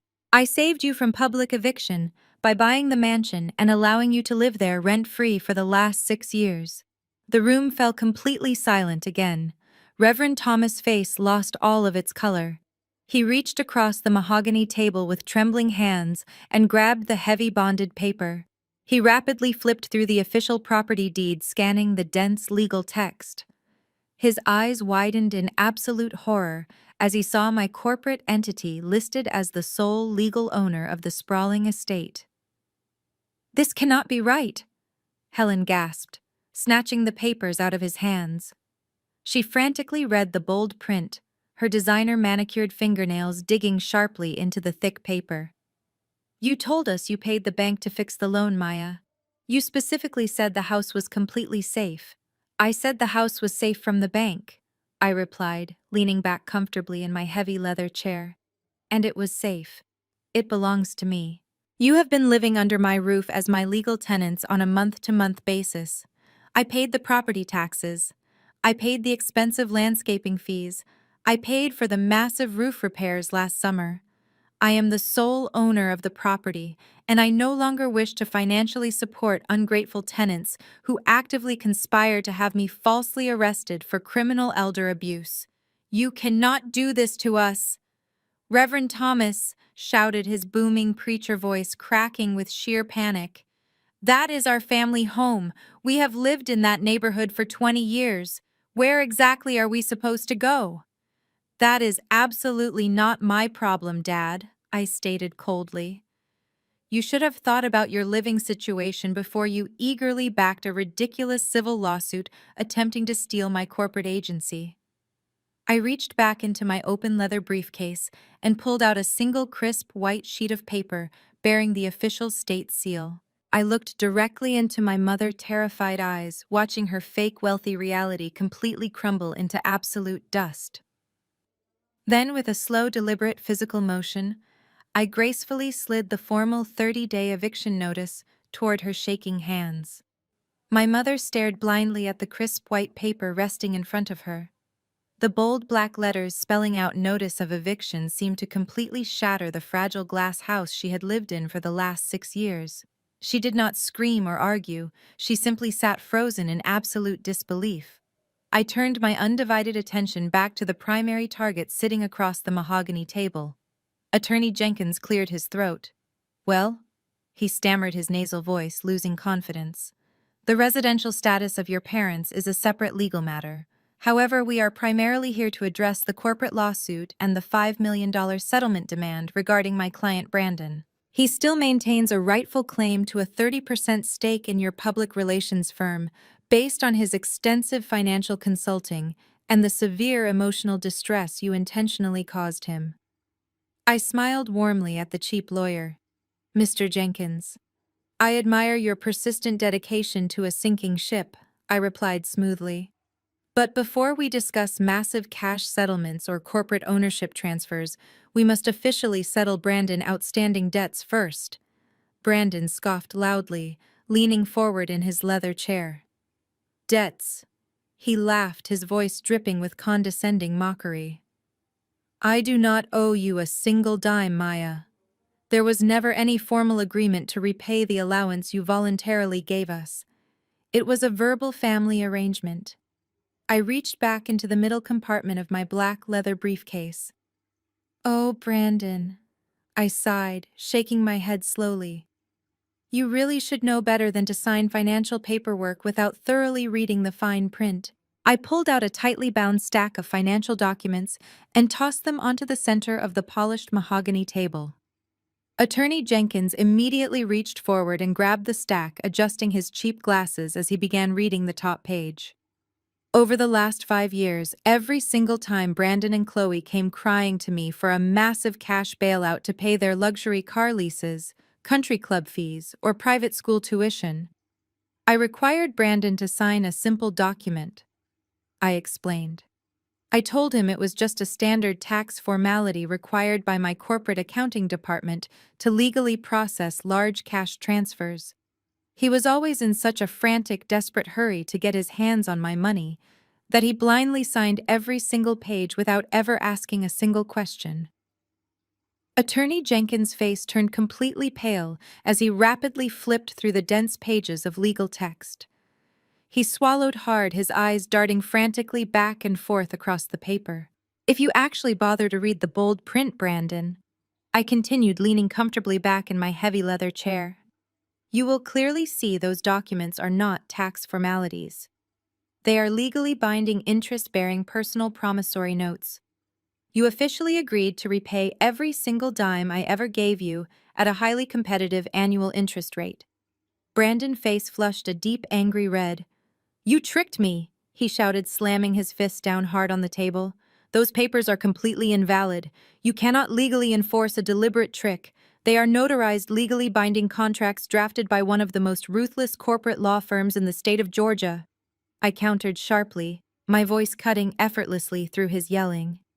"And according to precise calculations finalized by my accounting department yesterday morning, the total accumulated principal and interest you currently owe me sits at exactly $1.4 million. This number does not even include the massive legal fees you will be forced to pay my attorneys when we finalize the upcoming civil judgment against you," I added coldly. The court-appointed mediator, who had remained entirely silent during the entire explosive exchange, suddenly leaned forward and looked at the documents with genuine professional interest. Attorney Jenkins slowly lowered the papers to the table, looking at Brandon with absolute disgust and sheer panic. The cheap lawyer realized he had taken a massive civil case on contingency for a client actually drowning in millions of dollars of legally documented debt. "You are suing me for $5 million, Brandon?" I asked, raising an eyebrow. "That is fascinating, because I am officially countersuing you for the $1.4 million you legally owe me. And unlike your completely fabricated corporate consulting claims, my lawsuit comes with your actual signature on 50 separate pages of binding financial contracts." The arrogant smirk vanished from Brandon's face. He sat frozen, staring blankly at the stack of promissory notes resting on the mahogany table. His breathing became incredibly shallow and erratic. Chloe turned completely pale and looked at Brandon, who was sweating profusely. He realized his pathetic extortion attempt had now officially sealed his absolute financial ruin forever in this room. Attorney Jenkins did not say another word. He simply closed his cheap briefcase and slowly pushed his chair away from the polished mahogany table. He knew a completely lost cause when he saw one. "I am withdrawing as your legal counsel effective immediately," he announced, looking at Brandon with pure disgust. "You blatantly lied to me about your financial status and the existence of these binding contracts. I will not be a party to this fraudulent extortion attempt." He stood up and walked briskly out of the luxury conference room, leaving my family completely abandoned and utterly defenseless. The heavy oak doors clicked shut behind him, echoing loudly in the tense silence. Brandon was hyperventilating, his chest heaving under his wrinkled suit. Chloe was openly weeping now, her face buried in her hands as the brutal reality of her shattered suburban life crashed down upon her. Reverend Thomas and Helen sat paralyzed, staring blindly at the massive stack of promissory notes and the formal eviction notice. "I am not finished yet," I stated coldly, breaking the heavy silence. I reached into the back compartment of my black leather briefcase one final time. I pulled out the sleek red folder and placed it squarely in the exact center of the table. "You thought you could intimidate me with a cheap lawyer and a fake lawsuit," I continued, my voice echoing with absolute authority. "You thought I would quietly pay you $5 million to protect my corporate reputation. You completely forgot that I am a professional crisis manager.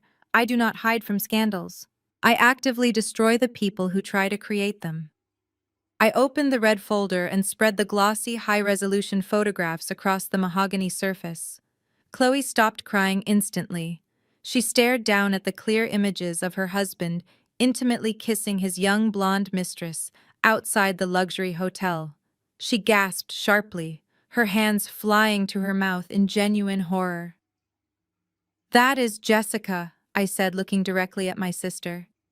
She is 24 years old, and she lives in a luxury downtown apartment completely funded by the money Brandon stole from my corporate accounts. While you were begging me for $10,000 to save your fake country club reputation, your husband was using my money to pay her rent. Brandon buried his face in his hands, letting out a pathetic, defeated sob. But I was not done. I pushed the offshore gambling ledgers and the federal banking records toward my father. And here is the absolute grand finale, Dad, I said, my voice turning incredibly dark. These are the detailed records proving Brandon was fired for embezzling hundreds of thousands of dollars from his wealthy elderly clients. And these specific wire transfers show exactly how he illegally laundered that stolen money through your Sacred Church nonprofit tax identification number to pay off his massive illegal offshore gambling debts. The court-appointed mediator physically recoiled from the table, realizing he was currently sitting in a room with individuals actively committing massive federal crimes. Reverend Thomas began to weep uncontrollably, his fake righteous facade completely obliterated. Maya, please, he begged, his voice cracking with pure terror. We can fix this quietly. We are still your family. You are a federal criminal, Dad, I snapped back. And you are a complete fraud. I have already compiled every single document, photograph, and wire transfer into a neat encrypted digital file. It is currently sitting securely on my secure corporate server, completely ready to be emailed directly to the Criminal Investigation Division of the Internal Revenue Service and the local field office of the Federal Bureau of Investigation. The sheer terror radiating from my family was absolutely palpable. They were no longer worried about luxury cars or country club reputations. They were staring directly at the terrifying prospect of spending the next decade in a federal prison. I stood up from my heavy leather chair and smoothly buttoned my tailored charcoal gray designer suit. I looked down at the pathetic, broken people sitting across from me. You have exactly 48 hours, I announced loudly, delivering the absolute ultimate kill shot. You will immediately drop this ridiculous and entirely frivolous civil lawsuit. You will all sign permanent strict non-disclosure agreements legally, preventing you from ever speaking about me or my corporate agency again. And Mom and Dad, you will completely vacate my expensive property by the end of the week. I picked up my empty black leather briefcase and walked purposefully toward the heavy oak doors. If you fail to meet even one of these specific demands by Friday morning, I will personally hit send on that email, and I will happily watch all of you go directly to federal prison. Have a very wonderful afternoon. I reached the heavy oak door and wrapped my hand around the cool brass handle, ready to walk out and leave them to their self-inflicted destruction. Before I could even turn the knob, a loud, desperate scraping sound echoed behind me. Brandon had violently pushed his heavy leather chair back and jumped to his feet. "Wait, Maya, please wait!" he shouted, his voice cracking with sheer panic. "Do not send that email to the federal authorities. I will sign whatever you want me to sign right now." I turned around slowly, releasing the brass handle. Brandon was practically sprinting across the luxury conference room toward the polished mahogany table. He grabbed the cheap pen his lawyer had left behind and frantically began scribbling his signature across the formal withdrawal of the civil lawsuit. "Brandon, what are you doing?" Chloe screamed, standing up and grabbing his arm. "You cannot just give up. We need that money to save our house and pay for the girls' school." Brandon violently yanked his arm out of her grasp, shooting her a look of pure hatred. "There is no money, Chloe." He snarled, his face completely red. "It is all gone. Everything is gone. I am not going to federal prison just to protect your pathetic lifestyle. You are the one who forced me to hire that cheap lawyer. You pushed me to do this today." Chloe stumbled backward as if she had been physically struck. "I pushed you," she gasped, her voice trembling. "You are the one who embezzled the money. You are the one secretly paying rent for a 24-year-old cocktail waitress. How could you do this to us? Because you are completely exhausting, Chloe." Brandon shouted back, entirely abandoning any remaining shred of human decency. "You contribute absolutely nothing to my life. Jessica actually appreciates me. You just constantly complain and spend money we do not have. I am done with this insane family." Reverend Thomas tried to intervene, stepping toward his son-in-law with his hands raised. "Now listen here, Brandon. You have a holy covenant with my daughter," he began, his preacher voice trembling weakly. "Shut up, old man," Brandon snapped aggressively, pointing the pen at my father. "You took a cut of the dirty money to pay your golf fees. You are just as guilty as I am. You can sit here and preach, but I am saving myself." Brandon threw the signed legal documents across the mahogany table toward me. He quickly signed the strict non-disclosure agreement next, his hand shaking violently. There he breathed heavily, backing away from the table. "The lawsuit is officially dropped. I will never speak about your company again. Delete the files, Maya." I calmly picked up the signed documents, verifying his messy signature. "I will delete the files when you leave the state of Georgia." "Brandon," I replied coldly, "if I ever see your face in Atlanta again, I will send the entire digital dossier to the authorities." Brandon did not hesitate for a single second. He grabbed his cheap briefcase, completely ignored his sobbing wife, and ran out of the luxury conference room. The heavy oak doors slammed shut behind him, leaving a deafening silence in his cowardly wake. Chloe collapsed back into her leather chair, burying her face in her trembling hands. The beautiful golden child, who had spent her entire life mocking me, was finally experiencing the absolute devastation of her own toxic choices. Her fake wealthy husband was a federal criminal who just abandoned her for a much younger woman. Her perfect suburban life was entirely funded by stolen money and my stolen credit cards. She had absolutely nothing left. She slowly raised her head and looked at me. Her expensive makeup was completely ruined, running down her pale cheeks in dark, messy streaks. "Maya, please," she begged, her voice reduced to a pathetic, broken whisper. "He left me. I have no money. I have no car. I do not even have a way to get back to my house. Please, Maya, you have to help me. Just give me enough money to hire a divorce lawyer. Let me and the girls come stay at your penthouse until I can figure this out. I am your sister."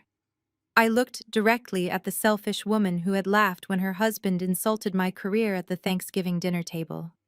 I carefully placed the signed legal documents into my black leather briefcase and securely snapped the brass locks shut. "You told me I was dead to you, Chloe," I said, my voice completely devoid of any human sympathy. "You should not ask a ghost for a massive cash bailout." I turned my back on her, sobbing, and walked proudly out of the conference room. The rest of my work week was remarkably peaceful. I did not receive a single text message or voicemail from any member of my family. The silence was absolute golden proof that my brutal 48-hour ultimatum had worked flawlessly. They were finally too terrified to try another desperate manipulation tactic. When Friday morning arrived, the sky over Atlanta was bright and perfectly clear. I drove my luxury car toward the massive suburban estate for the very last time. I did not go to help them pack. I went to personally verify that my property was completely vacated and legally secured by my private security team. I pulled into the upscale neighborhood and immediately realized the main residential street was entirely blocked. I parked my car a full block away and walked the rest of the distance on foot. A massive crowd had gathered directly outside the tall, wrought iron gates of my property. It was not a friendly neighborhood block party. It was a furious, organized protest. Earlier that week, a highly detailed anonymous email containing select portions of Brandon offshore gambling ledgers and the church tax fraud documents had mysteriously found its way into the private inboxes of every single elder and choir member in my father congregation. I am a professional public relations expert, and I know exactly how to quietly distribute a devastating press release without leaving a single digital fingerprint. The church community had officially discovered exactly how their generous weekly tithes were actually being spent. Over 100 angry parishioners were marching back and forth across the manicured front lawn holding large cardboard signs. One sign simply read "False Prophet," while another demanded full immediate financial restitution for the stolen congregation funds. Two large moving trucks were parked awkwardly in the wide circular driveway, surrounded by a heavy local police presence called in to maintain civil order and prevent sudden violence. I slipped quietly through the angry, screaming crowd, completely unrecognized in my casual weekend clothes and oversized dark sunglasses. I watched from the edge of the driveway as the absolute destruction of my religious empire played out in real time.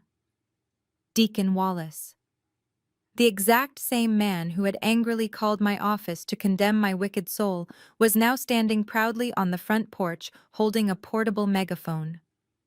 Deacon Wallace was loudly reading an official proclamation from the church board of directors. His booming voice echoed powerfully over the angry crowd. Thomas, you are officially stripped of your pastoral title and permanently excommunicated from this holy congregation. We have formally handed all financial records over to the federal authorities for a full criminal investigation. You are a massive disgrace to this community. My father stood in the grand doorway of the mansion, completely broken. He was wearing a plain gray sweatshirt instead of his usual expensive tailored suit. He looked small, weak, and entirely pathetic. He did not say a single word in his own defense. He simply lowered his head and shuffled slowly back inside the house to continue packing his ruined life into cheap brown cardboard boxes. I stood there silently watching the hired movers load heavy luxury furniture into the trucks. Everything they had purchased with my money was being hauled away to a small, cheap apartment across town. Chloe was nowhere to be seen, presumably hiding in shame or already staying on a sympathetic friend couch. Brandon was long gone, having fled the state completely to avoid the incoming federal indictments and the wrath of his bookies. The grand suburban illusion was finally over. The heavy oak front door opened one last time. My mother Helen stepped out onto the wide front porch carrying a single taped cardboard box. She looked incredibly exhausted. Her perfect hair unraveled and her expensive designer clothes completely wrinkled. As she walked down the concrete steps, she suddenly spotted me standing quietly near the edge of the busy driveway. She stopped dead in her tracks. The angry protesters continued shouting loudly behind her, but Helen focused her attention entirely on me. Her dark eyes burned with an intense, fiery hatred that completely defied her current pathetic reality. She marched straight toward me, clutching the cheap cardboard box tightly against her chest. She stopped just inches away from my face, her breathing heavy and ragged. "I hope you are completely satisfied, Maya," she hissed, her voice shaking with pure venom. "You deliberately destroyed your own flesh and blood. You are a wicked, heartless girl, and I curse the exact day you were born. You will spend the rest of your miserable life entirely alone because nobody could ever truly love a horrible monster like you." I listened to my mother scream her vicious curse into the crisp morning air, but I felt absolutely nothing. I did not argue or defend myself. I simply turned around and walked back to my luxury car, leaving her standing on the concrete steps holding her cheap cardboard box. Her hateful words vanished into the wind, completely powerless against the unshakable peace I had finally secured. 6 months quickly passed, and the harsh reality of their brand new lives officially settled in. The massive suburban illusion was entirely replaced by the brutal consequences of their own actions. Chloe was forced to desperately enter the workforce for the very first time in her adult life. She managed to secure a minimum wage retail job at a massive discount department store in a rundown strip mall. The former golden child who used to spend her afternoons sipping expensive mimosas at the exclusive country club was now spending 8 hours a day standing on her swollen feet, scanning cheap plastic merchandise.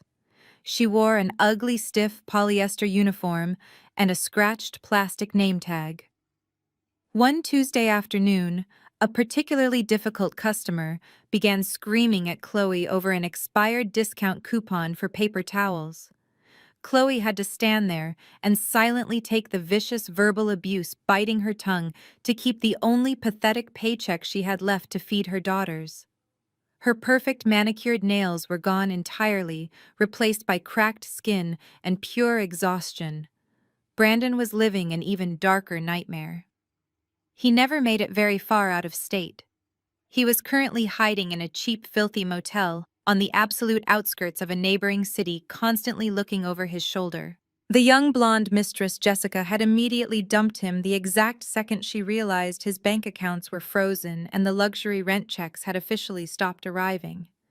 Now Brandon spent his miserable days aggressively dodging threatening phone calls from both his angry illegal bookies and relentless corporate debt collectors. Every single time a loud, heavy vehicle drove past his dingy motel window, he jumped violently, terrified that the federal authorities had finally tracked him down to serve his impending criminal indictment. He was a completely broken, paranoid shadow of the arrogant finance broker he once proudly pretended to be. My parents were forced to move into a tiny, cramped two-bedroom apartment on the undesirable side of town. The walls were incredibly thin and the old plumbing constantly leaked. Reverend Thomas spent his quiet days sitting silently in a worn-out fabric recliner, staring blankly at a small television. His massive church congregation had completely abandoned him. His former devoted followers now actively crossed the street to deliberately avoid walking near him if they accidentally spotted him in public. Helen tried to maintain her arrogant superiority, but her entire social currency was completely bankrupt. When she visited the local discount grocery store to buy cheap canned food, she unexpectedly bumped into Sister Margaret from her old church choir. Helen offered a fake bright smile, hoping for a friendly, familiar interaction. Sister Margaret simply looked her up and down with absolute disgust, turned her metal shopping cart around, and walked silently down another aisle without saying a single word. Helen was officially a total social outcast, completely invisible and entirely irrelevant. While their toxic lives crumbled into absolute dust, my personal world expanded in beautiful, unimaginable ways. I did not spend the rest of my life entirely alone like my bitter mother had viciously predicted. I simply replaced my toxic biological relatives with a beautiful chosen family who actually loved and respected me for exactly who I was. That very same evening, I hosted a lavish, elegant dinner party at my gorgeous downtown penthouse. The massive mahogany dining table was not filled with entitled, greedy people demanding my money or loudly insulting my successful career.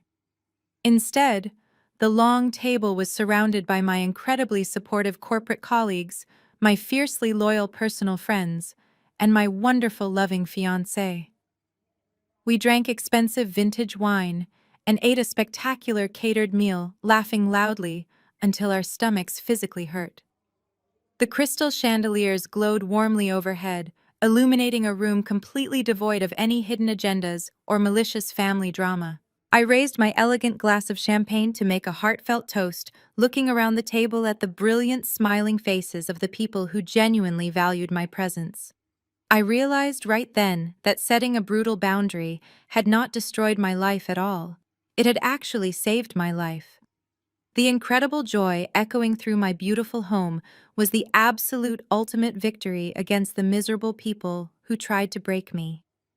I finally had the beautiful, peaceful, and wonderfully loving chosen family that I had always truly deserved to have in my life forever. 1 full year later, the profound peace I cultivated in my life only continued to flourish and expand. I sat comfortably on the velvet sofa in my penthouse on a quiet Sunday morning. The early sunlight streamed brightly through the massive floor-to-ceiling windows overlooking the sprawling Atlanta skyline. My public relations agency had recently secured 3 major international corporate contracts, effectively doubling our annual revenue. I was physically healthier, mentally sharper, and emotionally stronger than ever before. I gently placed my warm ceramic coffee mug onto the glass table and opened my sleek silver laptop to review my weekly schedule.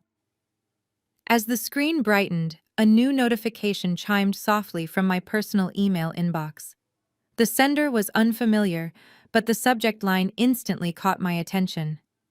It simply read, "Please read this. Maya, I am so sorry." I clicked the message, and my eyes scanned the opening paragraph. It was from Chloe.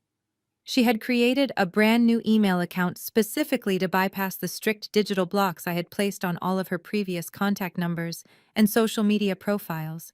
Her message was incredibly long, stretching far down the glowing screen in a massive, desperate block of text. Maya, I know you probably hate me, the email began.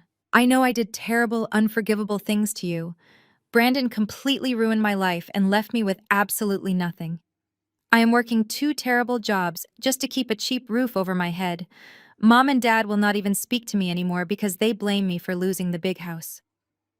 I have had an entire year to think about how awful I was to you. I was so incredibly jealous of your success, and I let my own pathetic insecurities completely destroy the only real sister I ever had. I kept my face blank as I skimmed the next few sentences. Chloe went on to describe her miserable daily struggles, detailing exactly how hard it was to raise her 2 daughters entirely alone on a minimum wage salary. She tried to use my nieces as heavy emotional leverage, claiming the young girls constantly cried and asked when they would ever get to see their favorite Aunt Maya again. Then came the inevitable desperate pitch. I am a completely different person now, Maya. She wrote her words practically begging through the digital screen. I want to sincerely apologize to you in person. I want to slowly rebuild our broken relationship. Please just let me buy you a cup of coffee so we can start over as a real family. I did not even bother to read the rest of the lengthy email. I stopped reading right there in the middle of her pathetic plea for a magical fresh start. A year ago, reading those desperate words might have triggered a fleeting sense of guilt or a heavy wave of deep sadness. But today, sitting in my beautiful, peaceful penthouse, I felt absolutely nothing. I did not feel angry. I did not feel vindictive. I simply felt entirely indifferent. I realized that responding to her email, even just to reject her, would give her the exact emotional validation she was desperately seeking. It would open a tiny crack in the massive steel wall I had built to protect my peace. I moved my computer mouse directly over the trash icon. I did not type a single word in reply. I did not send a fiery closing statement. I simply clicked my mouse and completely deleted the message, permanently erasing her desperate words from my computer. I quickly blocked the new email address, ensuring she could never reach me through that avenue ever again. I closed my laptop, picked up my warm coffee mug, and took a long, satisfying sip. My life is entirely my own now. I look directly into the camera, addressing you, the viewer watching my story. Blood makes you related, but loyalty makes you family. We are socially conditioned from birth to blindly forgive the people who share our genetics, no matter how severely they disrespect, abuse, or betray us. We are constantly told to keep the peace and be the bigger person. But I learned the absolute hardest way possible that staying completely loyal to toxic people only ensures your own destruction. My parents and my sister actively chose their own greed over my well-being. They tried to steal my hard-earned success and throw me into a federal prison to protect a criminal. Cutting off their financial access was just the beginning. Completely cutting off their emotional access to my life was the ultimate triumph. Sometimes the biggest blessing is taking out your own trash. Have you ever had to cut off toxic family members? Let me know in the comments. The story of Maya offers a profound and often painful lesson. Sharing DNA does not automatically entitle someone to your life, your resources, or your peace of mind. Society heavily pushes the narrative that family is everything, conditioning us to tolerate mistreatment, financial abuse, and emotional manipulation under the guise of unconditional love. However, this narrative can be a dangerous trap. Maya's journey illustrates that toxic behavior remains toxic regardless of who perpetrates it. Her relatives viewed her not as a beloved family member, but as a human bank account and a convenient scapegoat for their own catastrophic choices. The core takeaway here is the absolute necessity of setting and enforcing uncompromising boundaries. When we allow familial guilt to override our self-respect, we enable the very behavior that drains us. True loyalty is earned through mutual respect, honesty, and unwavering support, not extracted through manipulation or entitlement. Maya's ultimate victory was not just in legally outmaneuvering her fraudulent brother-in-law or evicting her complicit parents. Her true triumph was the quiet, absolute indifference she felt a year later, when she deleted her sister's email. She realized that walking away from an abusive family is never an act of cruelty. It is an act of profound self-preservation. You cannot heal in the same environment that broke you, and you cannot thrive while tethered to people determined to drag you down. We all deserve a chosen family that celebrates our success rather than exploiting it.